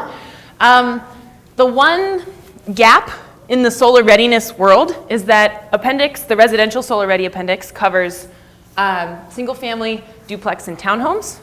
The commercial solar ready appendix covers buildings above 5 stories. And so, all commercial, and then, yeah, thank you. My brain just went completely blank. So there's a gap of multifamily units that are 3 stories or above 5 stories that don't have this commercial readiness, or the solar readiness requirement. Cost of solar ready, super low. And then there's many options to get, there's a few options to get PV. We're not talking about this. The solar ready appendix is just readiness. It does not require you purchase this, but there's some cost information around solar if you're interested. Can we ask a question? Please, at any time. What is behind that gap? Or is there a plan for that you know of? That's a great question, and I don't know if there's a plan. Yeah, it sounds like there was one city in California that filled that gap, but I can't speak to why the gap is I think there. what we are seeing is in code adoptions, communities that want to do this are filling some of the gaps. Another common one that we've heard about is it doesn't specify not to stick conduit coming out of those reserved roof areas, and so a lot of jurisdictions are adding in there, we need no roof protrusions in that area too. So those are some things we're seeing around the country. Maybe while we're on the topic, excuse me, and I finished my cracker. Just important to note that the NBI overlay, there's like a direct piece of language in there that you can pull from. That might be what I'm hearing about. Well, I don't know if it's that one. I just wanted to say, maybe you can correct me, but it will allow you to require the drawings to specify certain. So it just makes certification more easy. Oh, okay. So that it's on the drawing for new construction, and then streamline it for like city administration. So it's kind of a cool addition to this that's in the NBI. Cool. Sorry. Thank you. Quick Yeah. question. Is the area of like roof ready area, I think you said it was 300 square feet or something that you had listed, is that scaled by the size of the house or what the anticipated energy needs of the house are? Or is it possible you'd end up with solar ready, but it'd still be hitting the fraction of what your actual needs would be if you install solar? I'm sure it's based on the energy use. I can make sure. I believe for solar ready, the residential code, it is just it's a minimum. Okay. And the commercial code, I would need to double check, but I think what the solar ready appendix does is it outlines a minimum square footage. You can go above and beyond that, but that wouldn't be the code that this would provide if you implement it. You need to make a appendice. You have to make your own addendum. Yeah. Yes, Tanya? Along with that, and maybe you talk about that, but could you touch on how all of these codes have meet sustainability goals? Oh, sure. And could you describe with this question and some other ones that we're just preparing, and this is all just new construction, right? Yes. How it actually meets our sustainability goals? Yeah, great question. Thank you. So with the readiness package, solar ready I'll start with, and then I'll talk about each of the other ones as we go through them. Solar readiness helps, well, I should say, it sets you up to be able to achieve your goals down the line. It's not mandating that you install solar, but it's making sure that any home that's built has the future capacity to put solar on the roof. So in a sense, it supports the sustainability goals by making sure. I think we should be a little bit more nuanced in that and say maybe it doesn't conflict, and it still is just a preparation. Contributes to. Yeah. It doesn't really meet the goal. But it doesn't necessarily. It doesn't meet it. Take you anywhere, right? I think the important thing to to note is that we'll be building on to this baseline code. Right. And so we're kind of like getting there, right? It gets progressively more progressive, but I understand the benefits of it. I just yeah. wanted to- Like on this code options overview, I think she's asking for a language change is all. Oh. Where there's a little box I that's just marked. want us- Oh, I'm sorry. Okay. Oh, I see. That's Yeah. Right here. to meet the sustainability, points us in that direction. Okay. I understand the benefits, I just. Cross it wanted out to on see all of your the charts. benefits. I think maybe that was an error on my part. Yeah, no worries. That's a great question. Thank you for Yeah, those clarifying bottom that. two should definitely be Related checked. question, so right now there's a sustainability menu Yes. that things are optional, but it's more broad than energy. Whereas like option A is really all about the energy elements. So when are we doing away with the sustainability menu? And then in which case there would not be anything around when you're building that code would require you to look at anything beyond energy.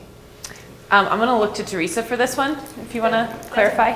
Great question. Yeah. And I think the answer is we are trying to move into a different direction that would be replacing the existing sustainability menu. So if things are embedded a little bit more in the building code, we can pull back on the zoning code portion of this that it wouldn't be duplicative, it would be either mandatory and not necessarily an option. So It doesn't necessarily mean that like water isn't part of some of these layered packages, right?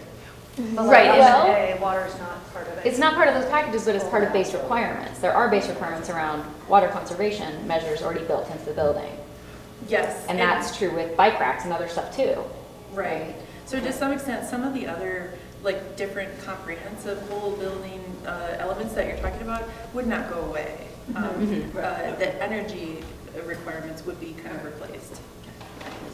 It would Great be question. part of this process for us to see what those base requirements are though. Yeah, I guess I'm familiar with the sustainability menu, but not the other base requirements that address the other.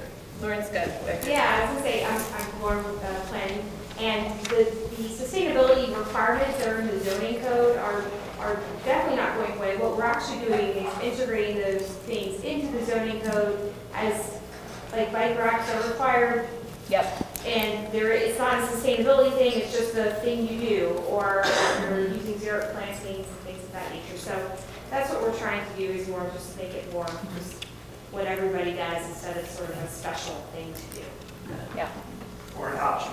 No extra points for that. You're just doing it. And the current sustainability menu has a lot of requirements, so it is not a lot. A lot of that is not optional, so. Yeah. Great. Any other questions before I keep going? Did that help clarify? Okay. Fantastic. So the next one we're going to talk about is electric ready.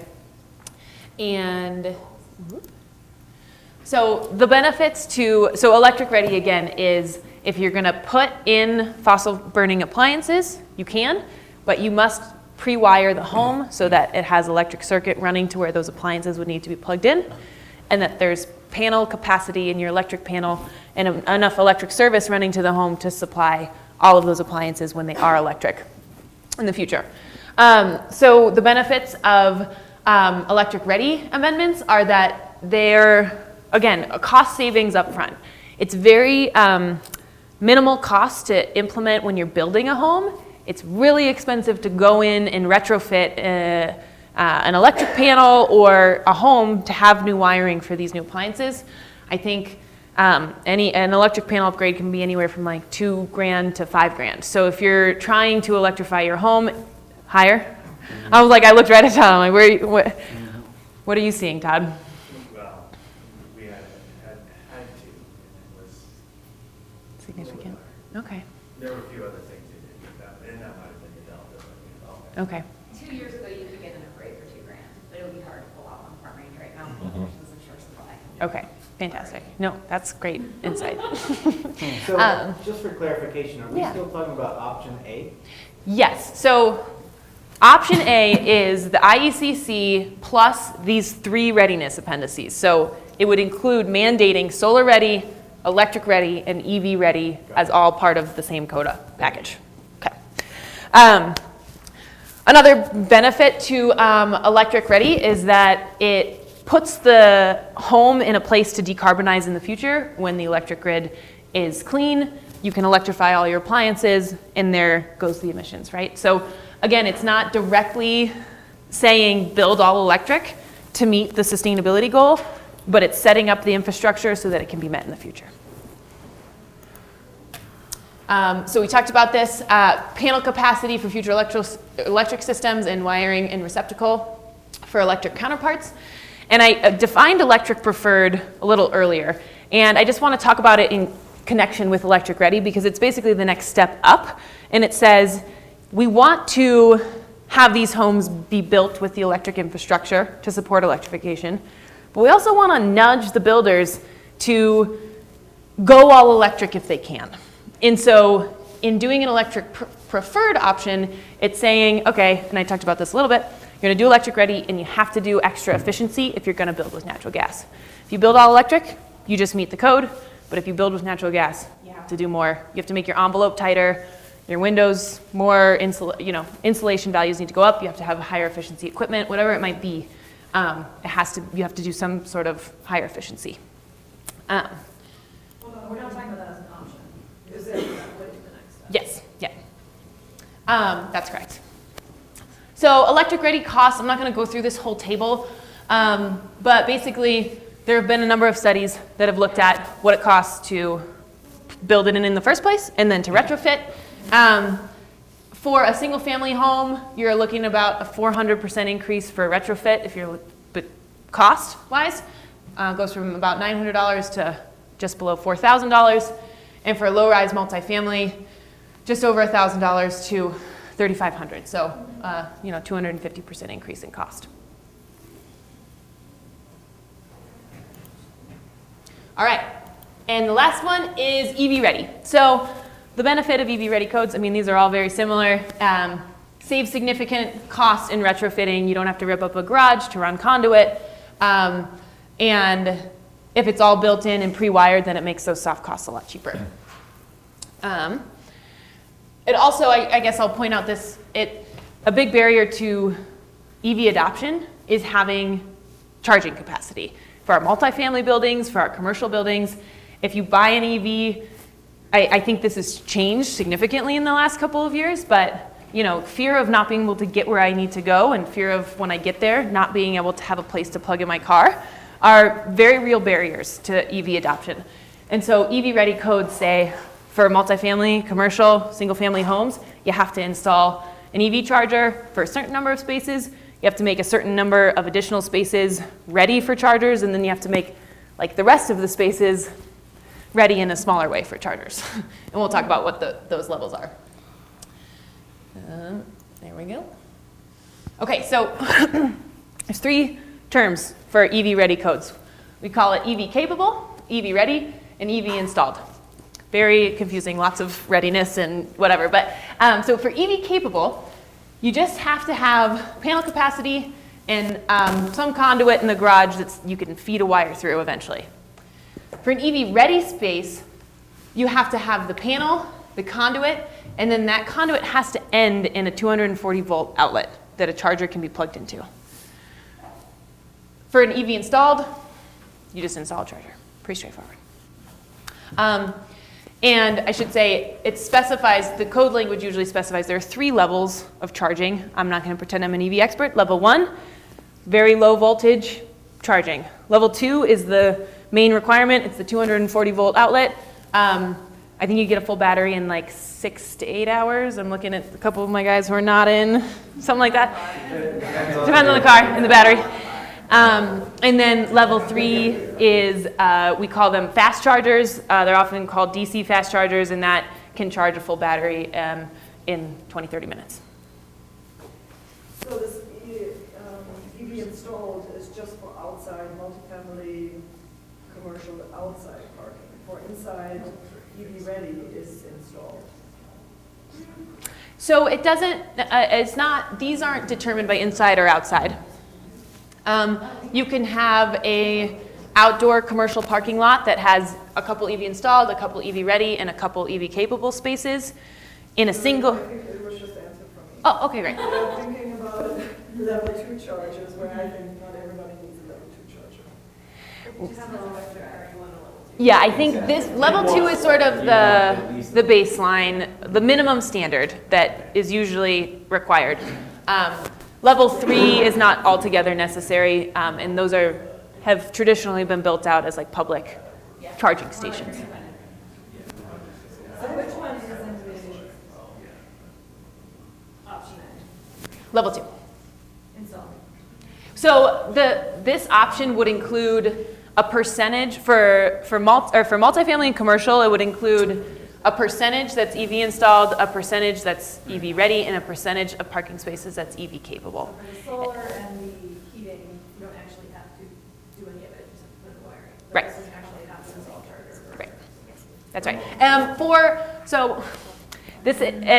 There are layers. There's layers to this. So I guess I'll just try and let me see if I have the slide. Yeah. So we get these documents or links to these documents so we can read the actual language? Definitely.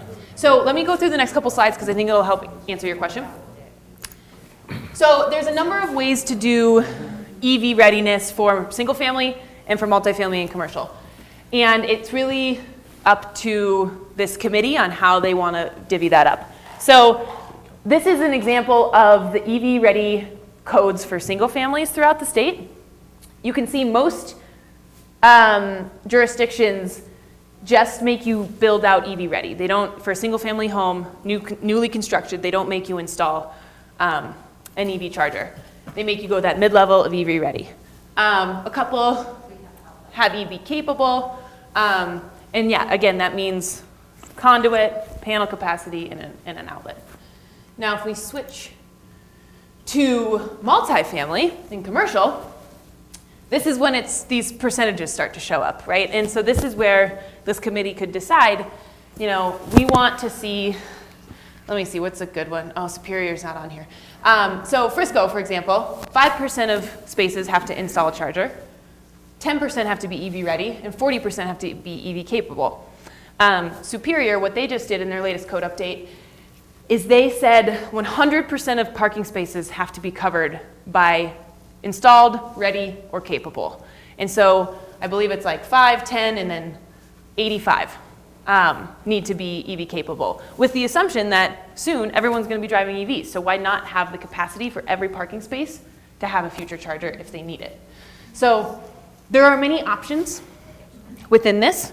And so we don't want to get into the weeds of how we would pick those percentages, but just to show you what options are out there. Yeah. I think it's important. Scott, do you remember what our current requirement is? I don't remember it off the top of my head, or maybe Teresa does. It's on the screen. Well, it's on the screen, so it's 15%.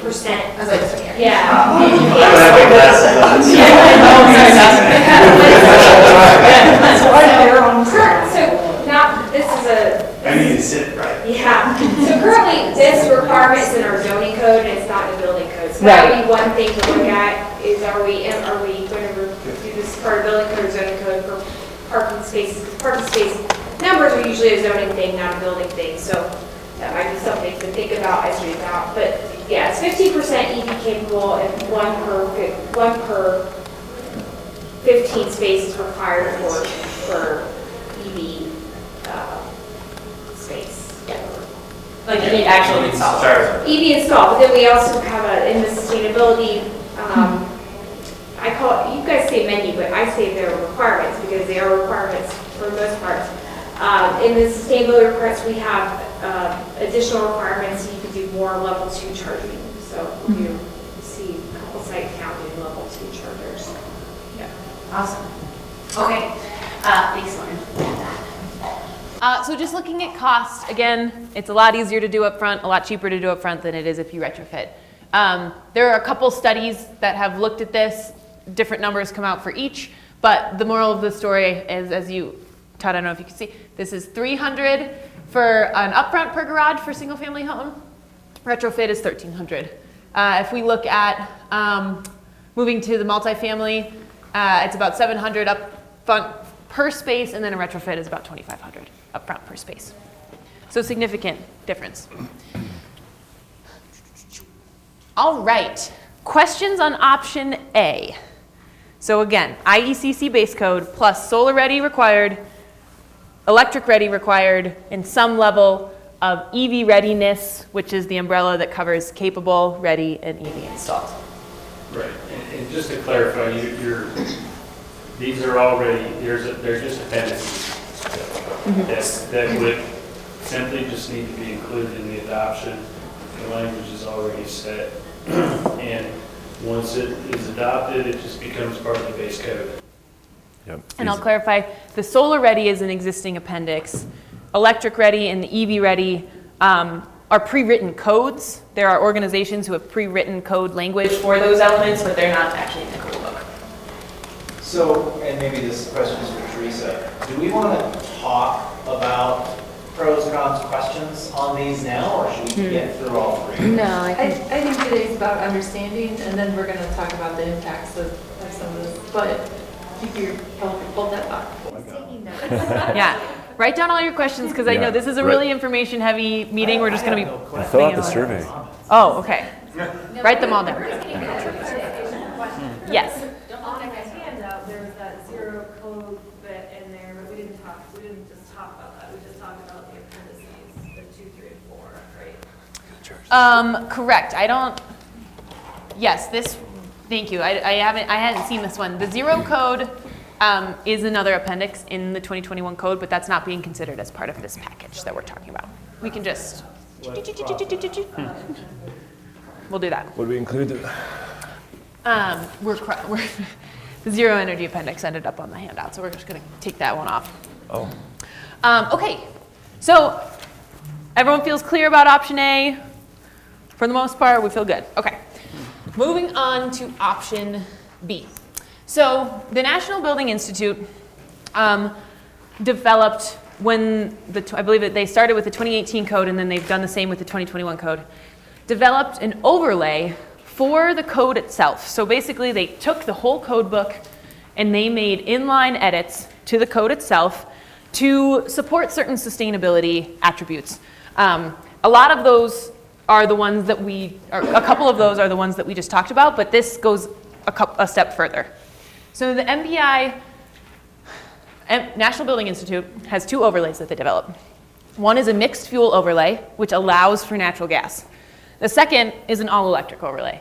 So if we were feeling bold and wanted to say no more gas, there is a pre-written code, an overlay that goes right on top of the 2021 code that takes out every requirement for gas, replaces it with electric. So we're going to talk about option B is the mixed fuel overlay, not the all-electric one. So this is the one that allows for natural gas. And just to show how these start to build on each other. So we have option A, base code plus readiness.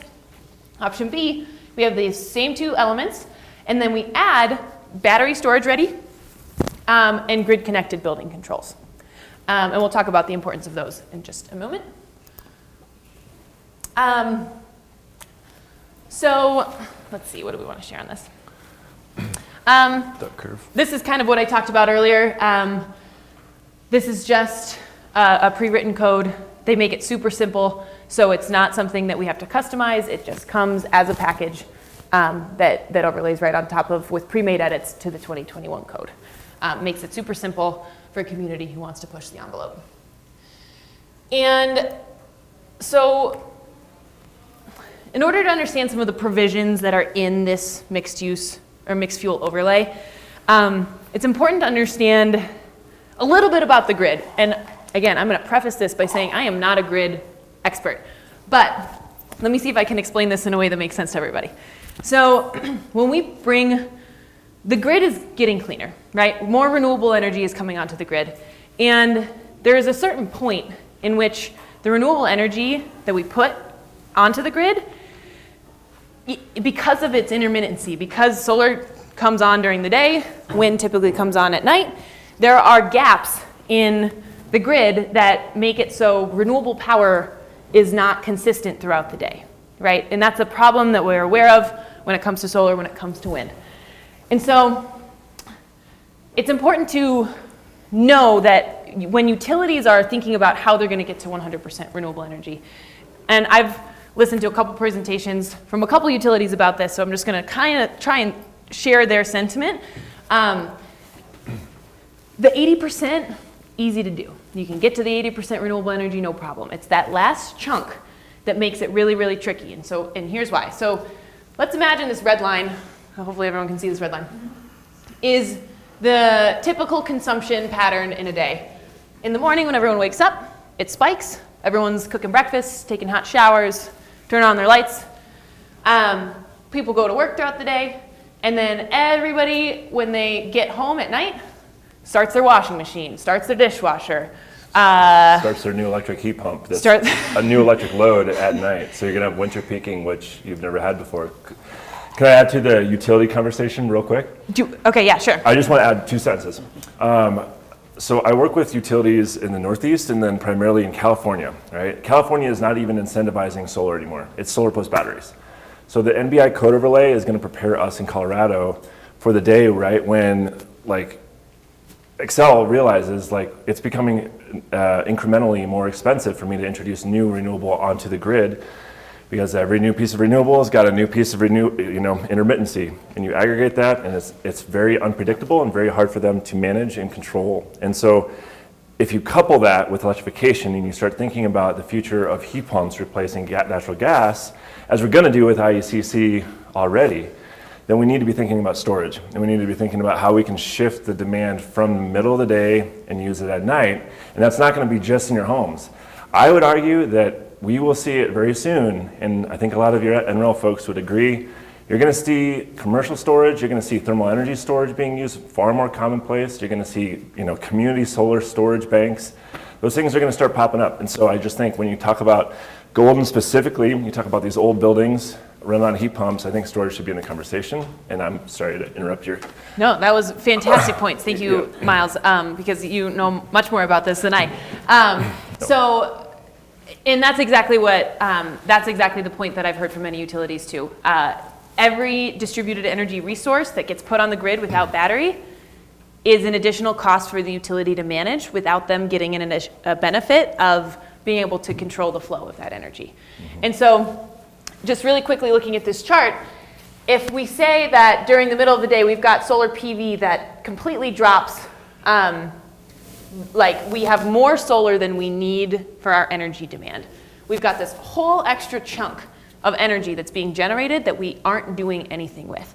And so to Miles's point, battery storage allows that PV or having an electric vehicle plugged in, allows that energy to be used and stored for later. And that's how we can help kind of curb the later at night peak that comes online, because at that point the batteries can release.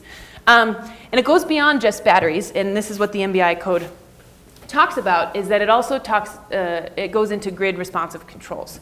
So say you've got a heat pump water heater at your home that has grid responsive controls. The utility sends out a little alert midday to your water heater that says preheat the water. We have the power on our grid right now. Heat the water in this tank while we have power for it, so that when you come home later and you want to take your shower, your water's already hot and we don't have to use grid energy to heat it when we are already peaking. Something that happens when these peaks hit is that's when utilities need to turn on their old, dirty coal plants to have enough energy to power these small incremental times of the day. And so that's where a lot of the dirtiest power comes from, is when those peaks are hit. So as a concept, I hope that makes sense, because MBI really looks at delivering, setting up a building in response to that. So for the commercial overlay, this is the sort of the subset of requirements, and I'm not going to go into the detail, but you have to have demand responsive controls on your appliances. Water heating has to be really high efficiency, and it also has to be able to specifically talk to the grid, which is right here. On-site renewable energy for commercial, you have to put PV on your roof for commercial buildings.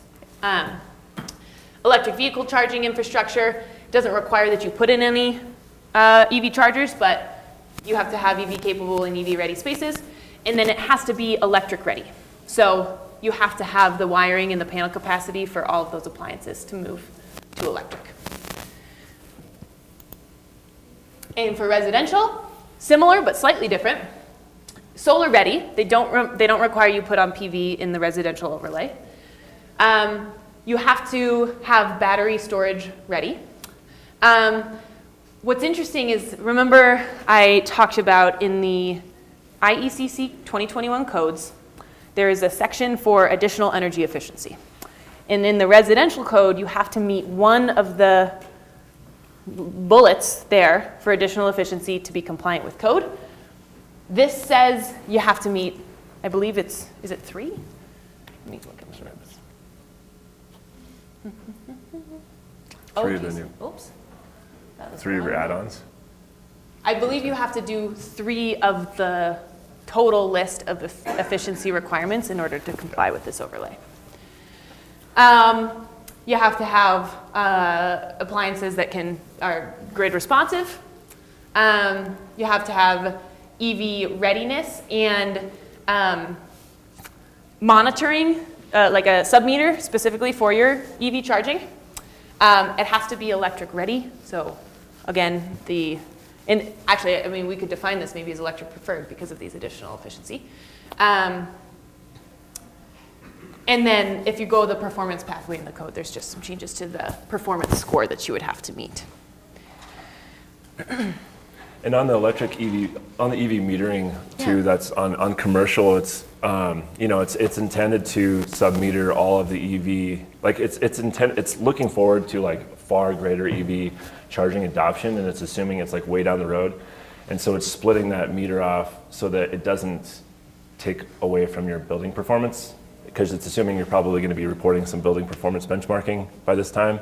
And so it's separating that now. Yeah.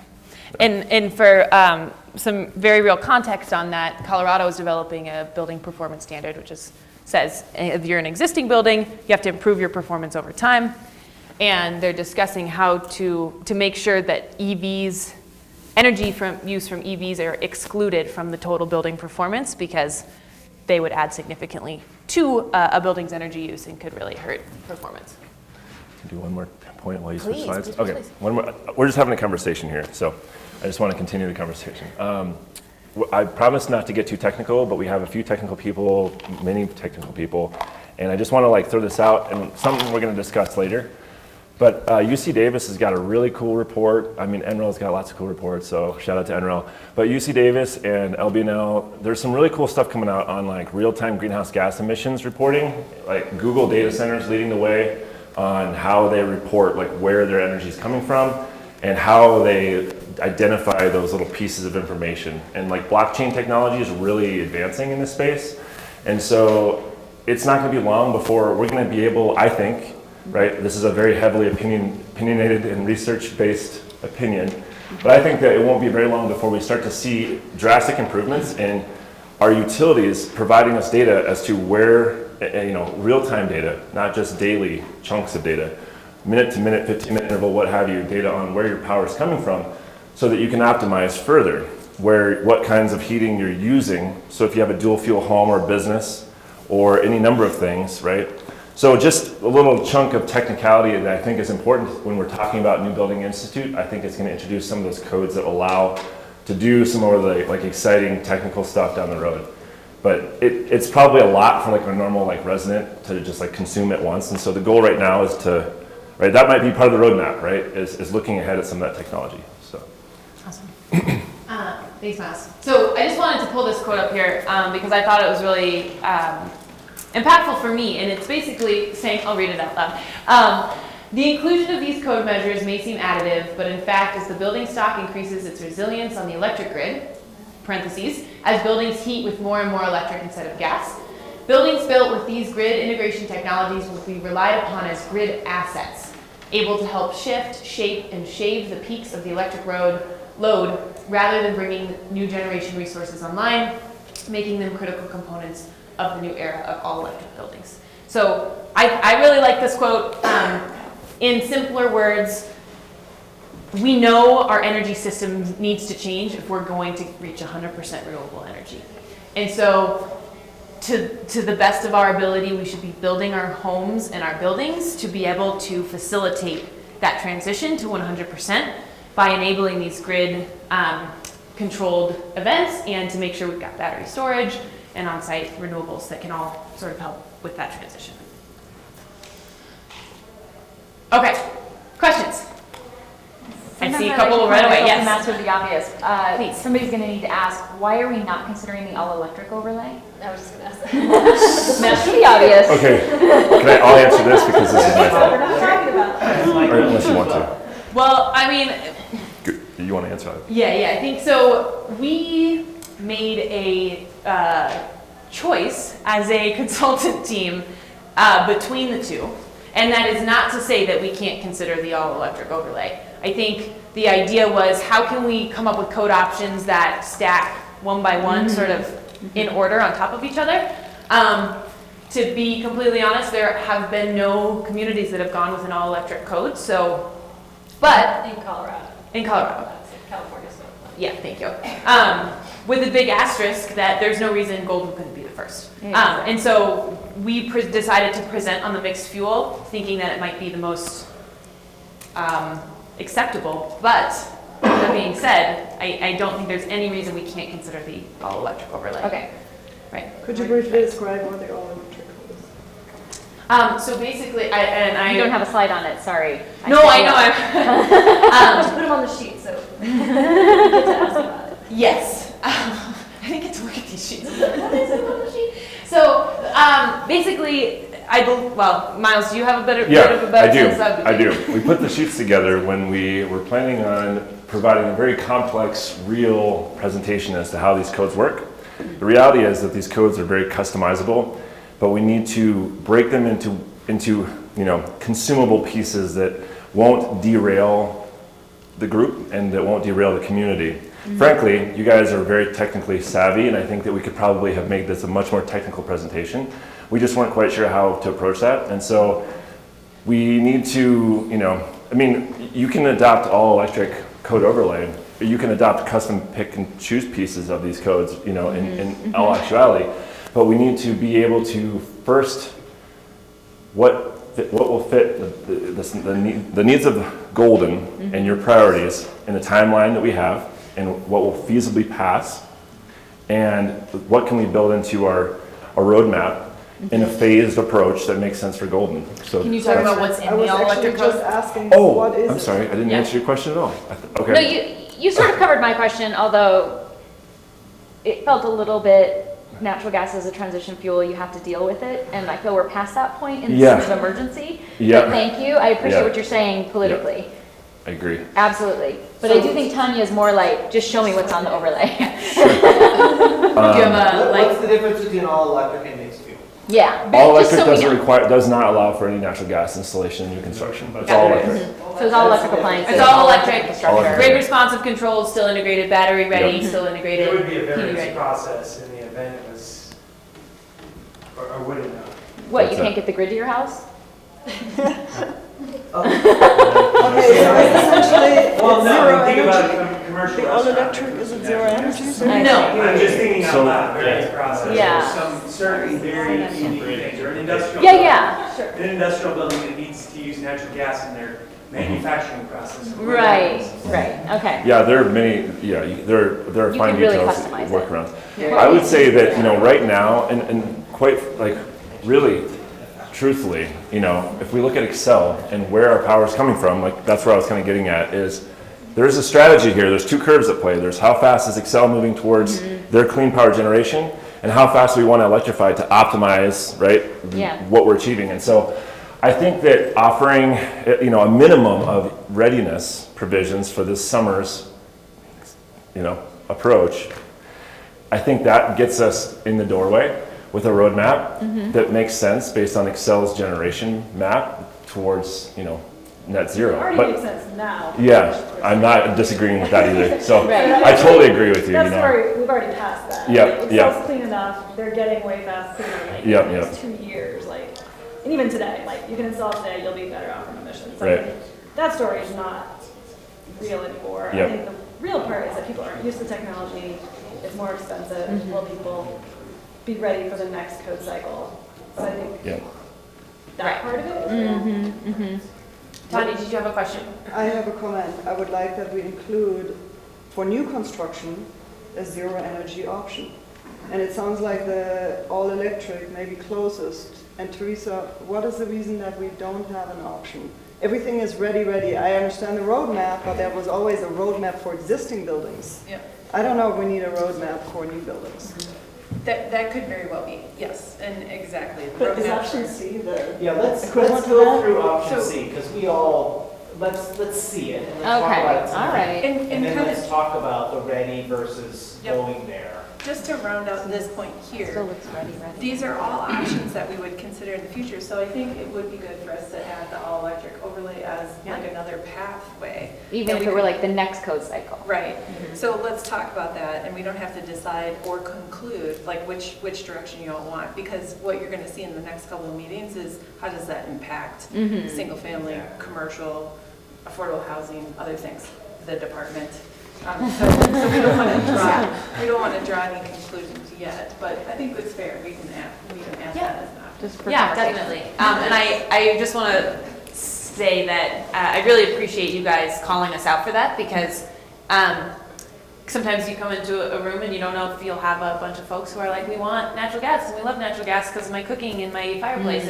And so know that we are definitely there with you guys. We do this work for the planet every day. So we'll definitely add this more detail. We'll bring more detail on the all-electric overlay to the next workshop so we can share a little bit more about Would that. that be applicable to the zero code too? Was that taken off for the same reason? I don't think we ever, zero code was talked about in one of our pre-workshops with the steering committee. But when we created like these packages of code, the zero code does not, it's an appendix that we presented as an option, but it didn't fall into one of the packages we created. So if that's also of interest, we can bring that as well. Is there interest in that? Yeah. Should we? I was interested, yeah, I mean, zero code is specifically a commercial. There's a residential zero code as well. Okay. Can we just add that one as well? Yeah, certainly. I guess that was one of my questions before this, is how that connected with, because it said and or the code packages, so I don't know if those go together or not. So I can give a really quick high-level overview of what this one is. The Zero Energy Appendix is an appendix written into the 2021 IECC. So it's existing code language. What it requires is the code, it requires a performance pathway for new buildings. So you have to model the energy use of your building. You cannot follow a prescriptive method if you're doing the Zero Energy Appendix. Because you have to meet an ERI score that is listed in the appendix. And that ERI score for the residential code, I can't speak to building, the commercial code, but residential base code has an ERI 55 that you have to meet.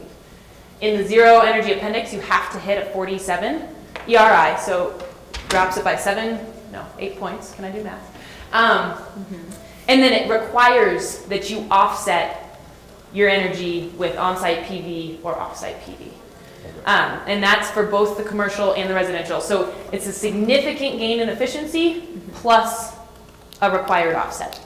And Louisville, you might have heard in the news, adopted this code appendix. And there are very detailed cost studies that Celeste's group has put together that we could reference. They are specific to, I should say they're specific to Louisville and sort of point in time information, so they could be flexible, but we can bring a much more thorough overview of what that code is and some anticipated costs to workshop number 2. Cool. Yeah, Bill. So one of the things you mentioned was that Golden might be the first city to adopt, or you said perhaps the all-electric code, but you're just telling us that Louisville, maybe that's an option there, and then also Denver's code, which has been adopted and it's not going to be enforced for a couple of years, but I believe it's all electric. So it's not yet. In Louisville. Louisville's code does not require all electric. Okay. They require, or you're allowed to build with natural gas. If you do, you have to do additional efficiency. But in your Denver's home. does. 2024, you can't build a home in Denver.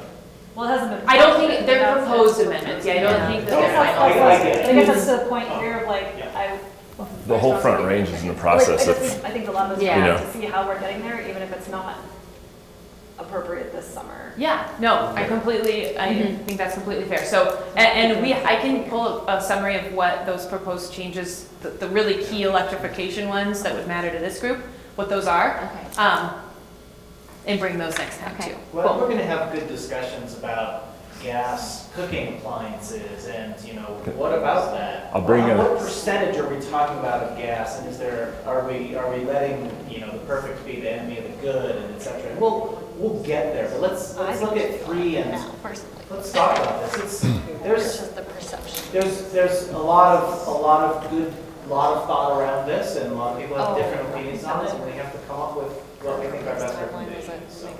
We had a commercial cook come in, maybe get Teresa to do one of these programs. We brought a commercial cook in for a program for a utility and showed, an entire group of people induction cooktops live streaming, and like 98% of them walked out of there and just absolutely loved the induction cooktop. So it is awesome. Bringing it in for a demo is like super effective. But there's that perception. It's absolutely 99% I'm not going to do this, then the experience, and it's the exact opposite. Yep. So we can talk about all those Yep. things too. We don't.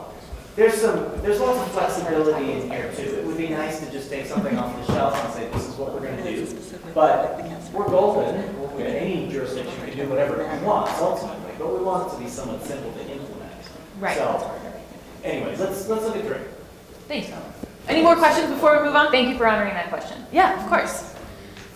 Okay. Do you want to add, Tanya? Actually, I do have a question. Yes, But please. I also know we gotta make it through this one. That's okay. But since we're now moving to the green code, I have a general question on the IECC code. And it was in one of the earliest slides, Kim. My question is, if we were to project out in terms of performance standards of HERS or IRE or whatever the actual performance standard is of the code, where's the projection where the base code, the IECC, will get us to in terms of energy efficiency?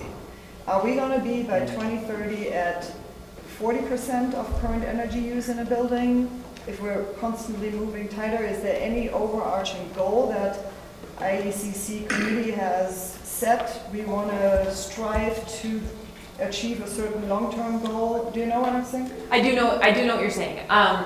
To answer your last question first, I don't think there's an overarching goal that the IECC committee is working towards. I believe maybe eventually with the inclusion of the zero energy appendix in this code, that to me hints that they're headed that direction as far as building code requirements, but I don't have a clear sense of that, and maybe Scott, I don't think that there's any overarching goal. It's very subjective. Yeah. What I will say for how the IECC 2021 can attribute to Golden's goals, remember this is just for new construction. So if we're 80% built out, we got 20% left. That 20% is going to continue to increase the energy consumption of the community as it's built out, unless you do something like a zero energy appendix, right? If you allow for natural gas, your natural gas use will go up. If you allow for non-efficient electric systems or gas systems, your energy consumption is going to go up. So when we're talking about a performance standard that continually, over time, the buildings that are built will continue to be more efficient, but they'll be adding energy as they build out. Does that help answer the question, sort of?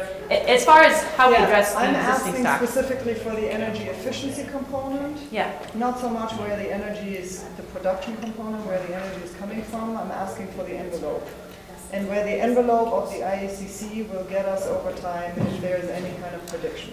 So I can only speak to what's happened in the past, but it seems pretty erratic. So we can say solidly that once the 2021 code gets put in place, you'll see an 8% gain in efficiency.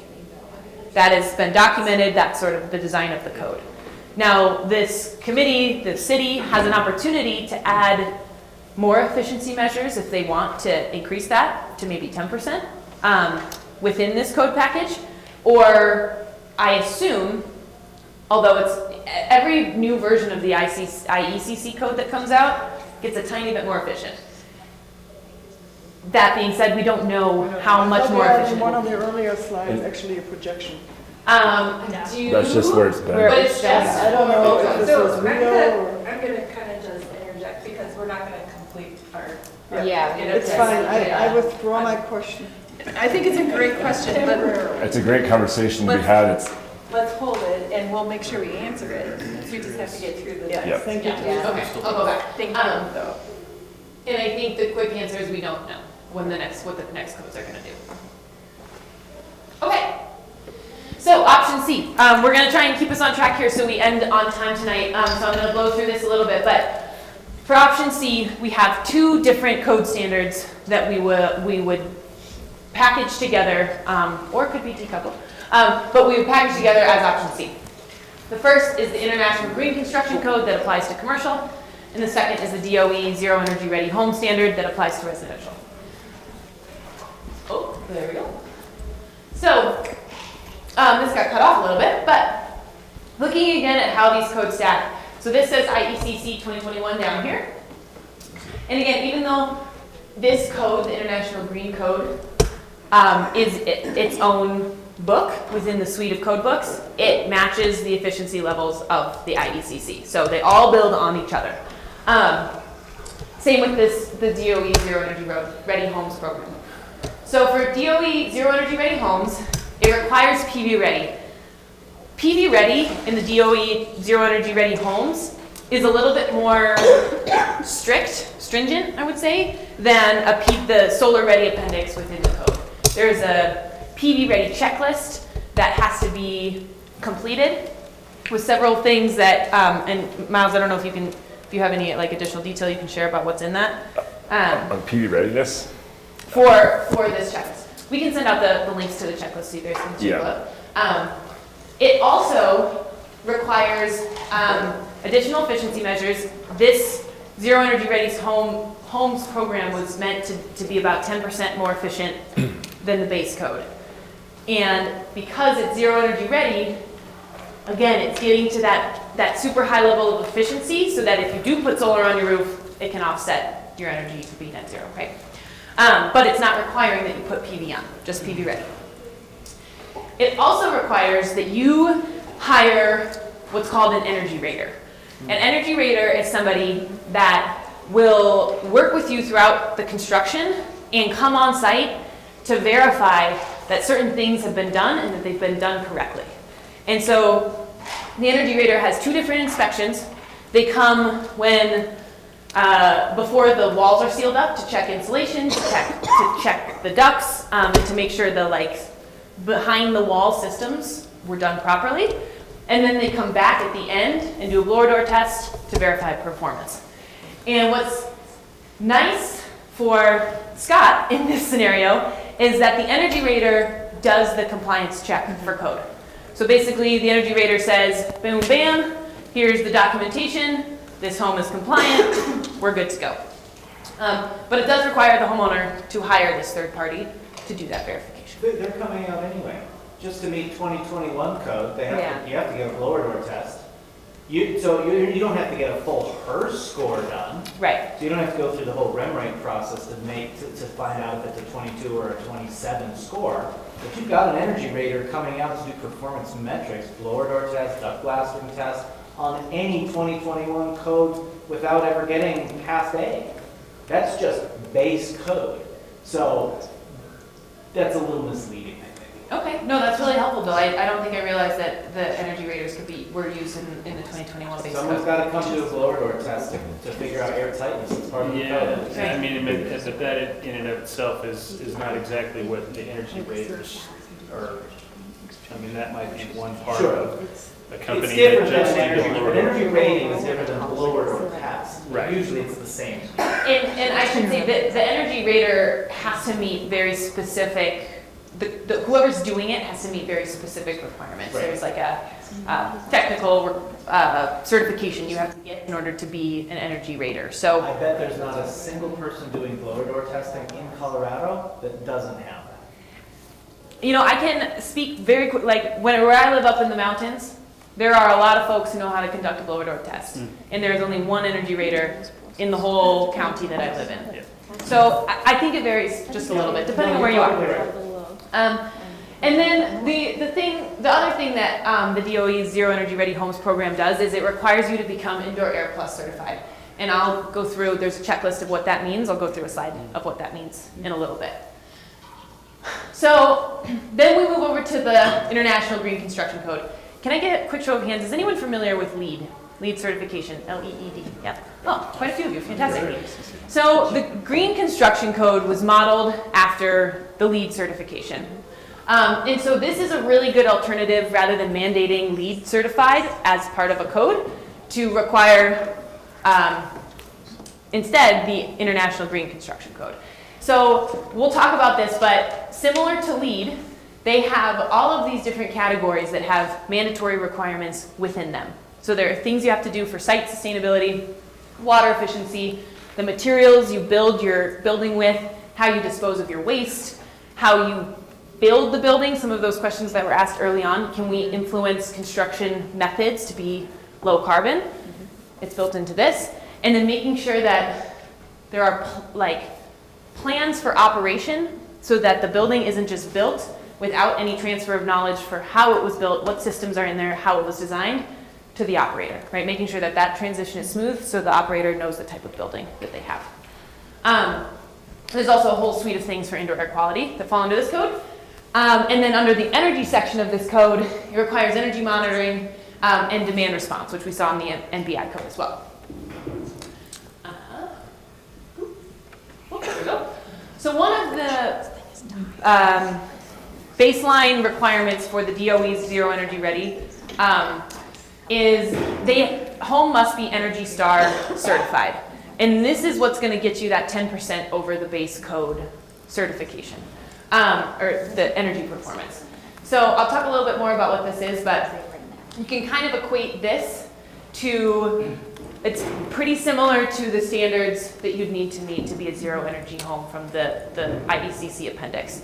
Is the standard you'd have to meet to be Energy Star certified. Yeah. The only, I didn't want to interrupt you back then, but I thought that that's why it was removed, because I thought it was going to be incorporated in option C, but I didn't want to interrupt what you were saying. Oh, that's a fantastic point though, I wish you would have. Well, I wasn't sure if it was true or not.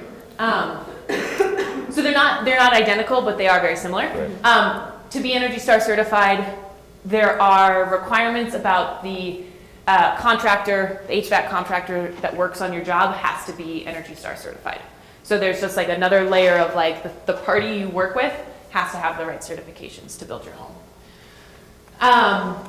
You have to be PV ready. Again, this is Zero Energy Ready home. The Zero Energy appendix is zero energy. So you have to do on-site PV. Zero Energy Ready, you don't have to do PV, you just have to be ready. The way you get exempt from this is by putting PV on your roof. Indoor Air Quality Plus, and then verification via HERS score for the energy efficiency. So just a really quick overview to show you how the Energy Star certification program tries to perform better than the IECC codes.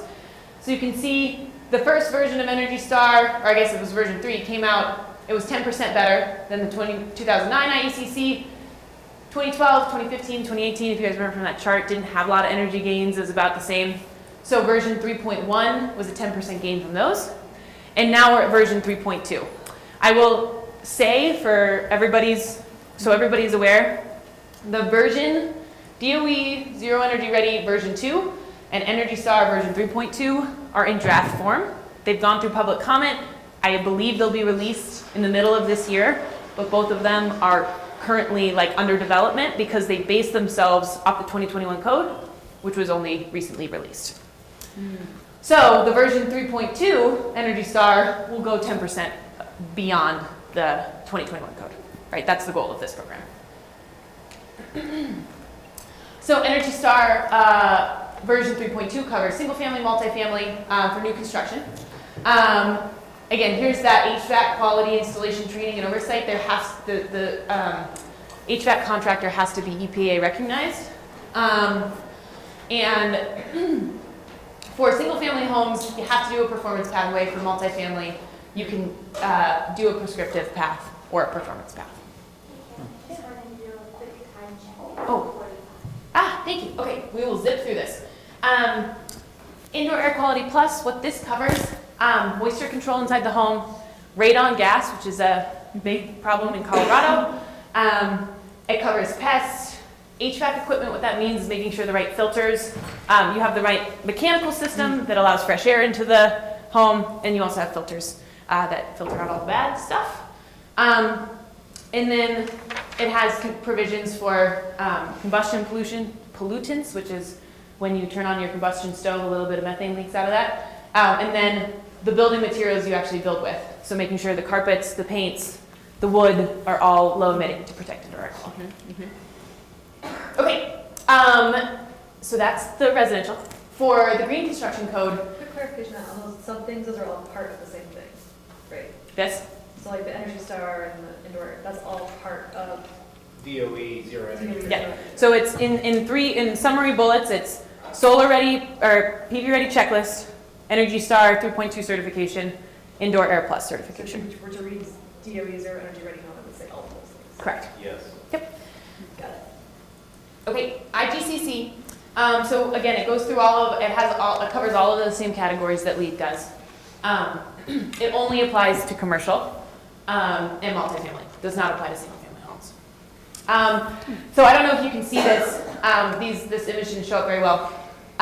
This is where the building code gets you. You can see my hand. LEED certified gets you here.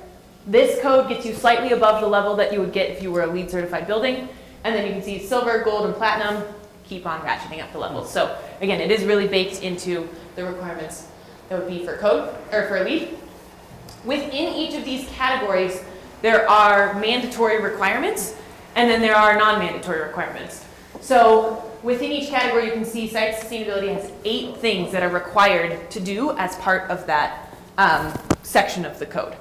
So you can't just pick one, you have to do the whole suite of them.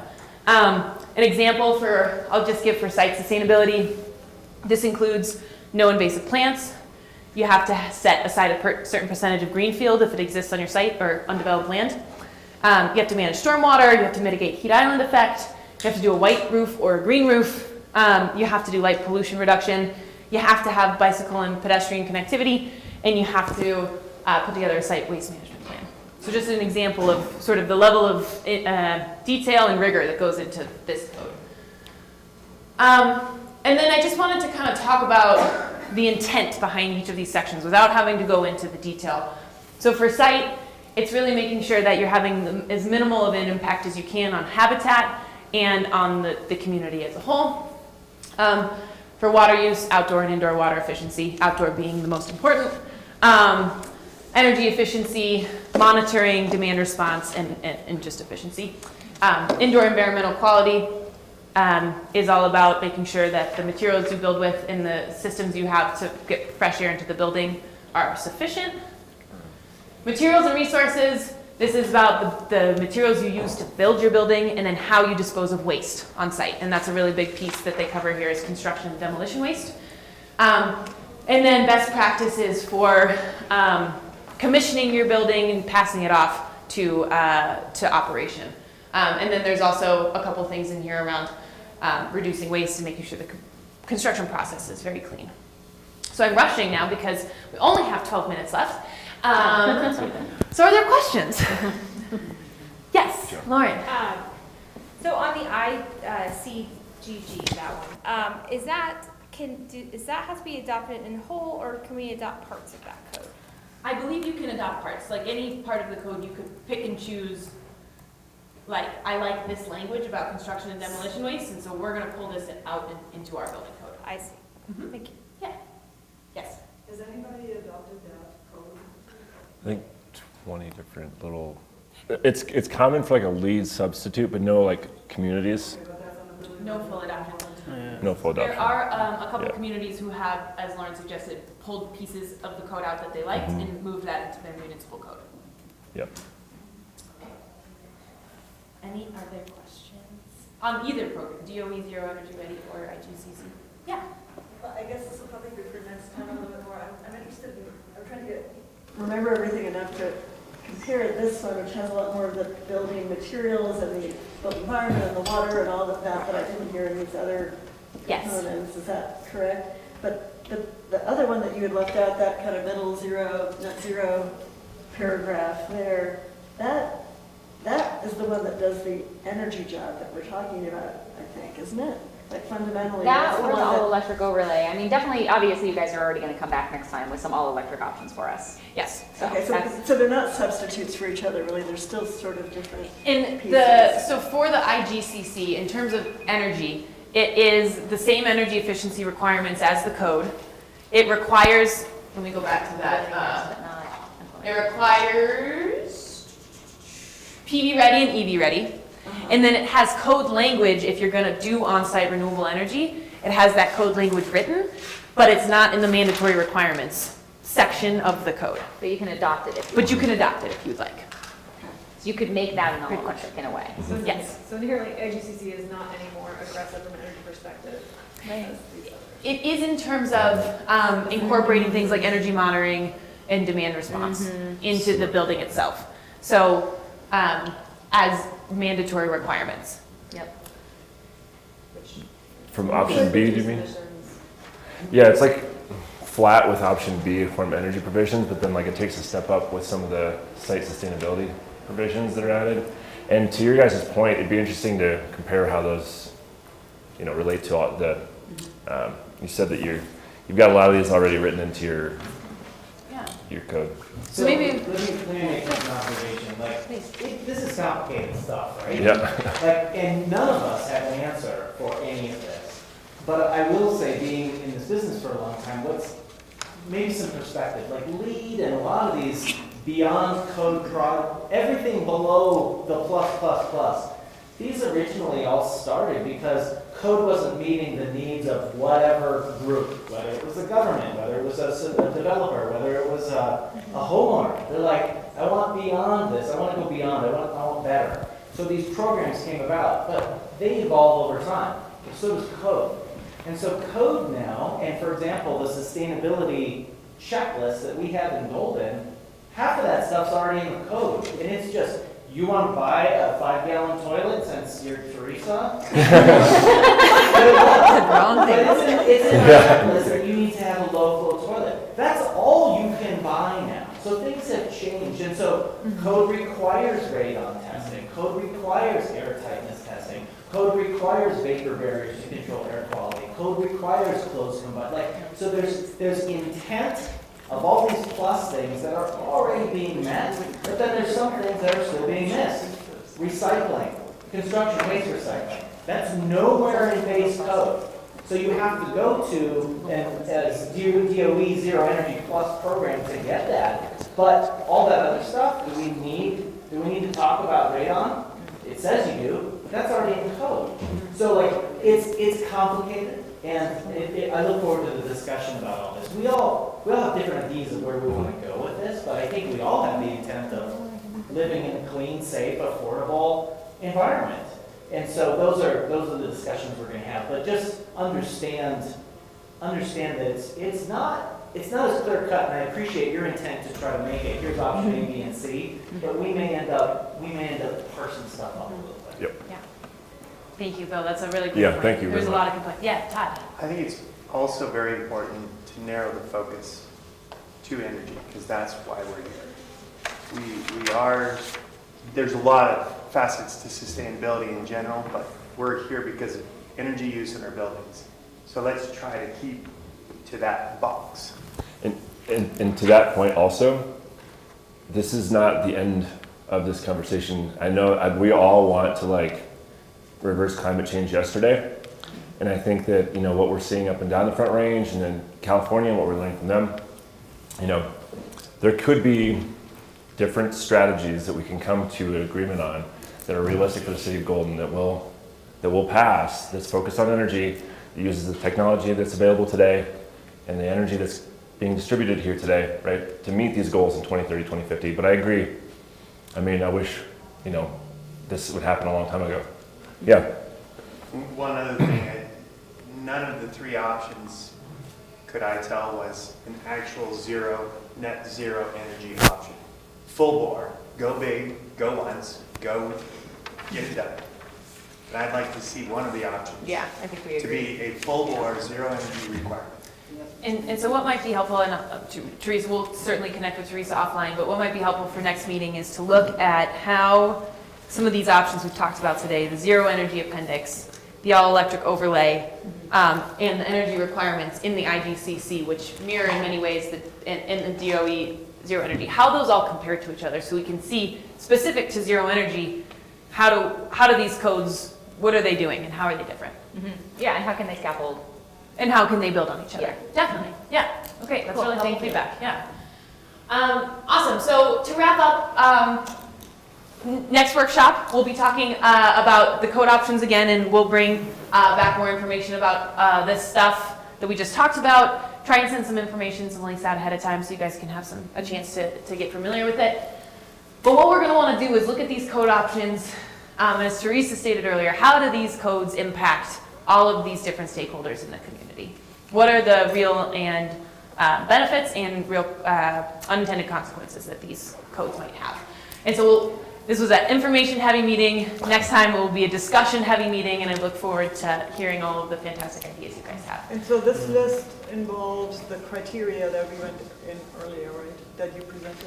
I think there were a few criteria that are not on here, but we go through those. Exactly, and what I haven't put on here is a big component of this is how do these code options affect the departments? You know, what's the burden to? And overtime. And overtime, right. So the building and planning department are a stakeholder in this, just like everybody else. And Yeah. So with that, the next workshop is April 14th. This says at 5:30, is that right? We'll do dinner. Oh, dinner, of course. What? Stop it. Right? Send us your preferences for, like, if you like any of this stuff again. Send us your questions. We'll put things up online. Give us a couple of days. Look at the Guiding Golden site. Yeah, so we'll send out this PowerPoint. We'll clean up these posters, so we're going to remove the options that did not make it into these code packages. And then before the next meeting, we'll get over some of that information about the Zero Energy codes. So you'll get meeting notes and slides within a week, so you guys can take a look at those. If you have questions, email Teresa. She can forward those on to us. And then, yeah, we'll look forward to seeing you guys in a month. Thank you all so much for being here. Thank you.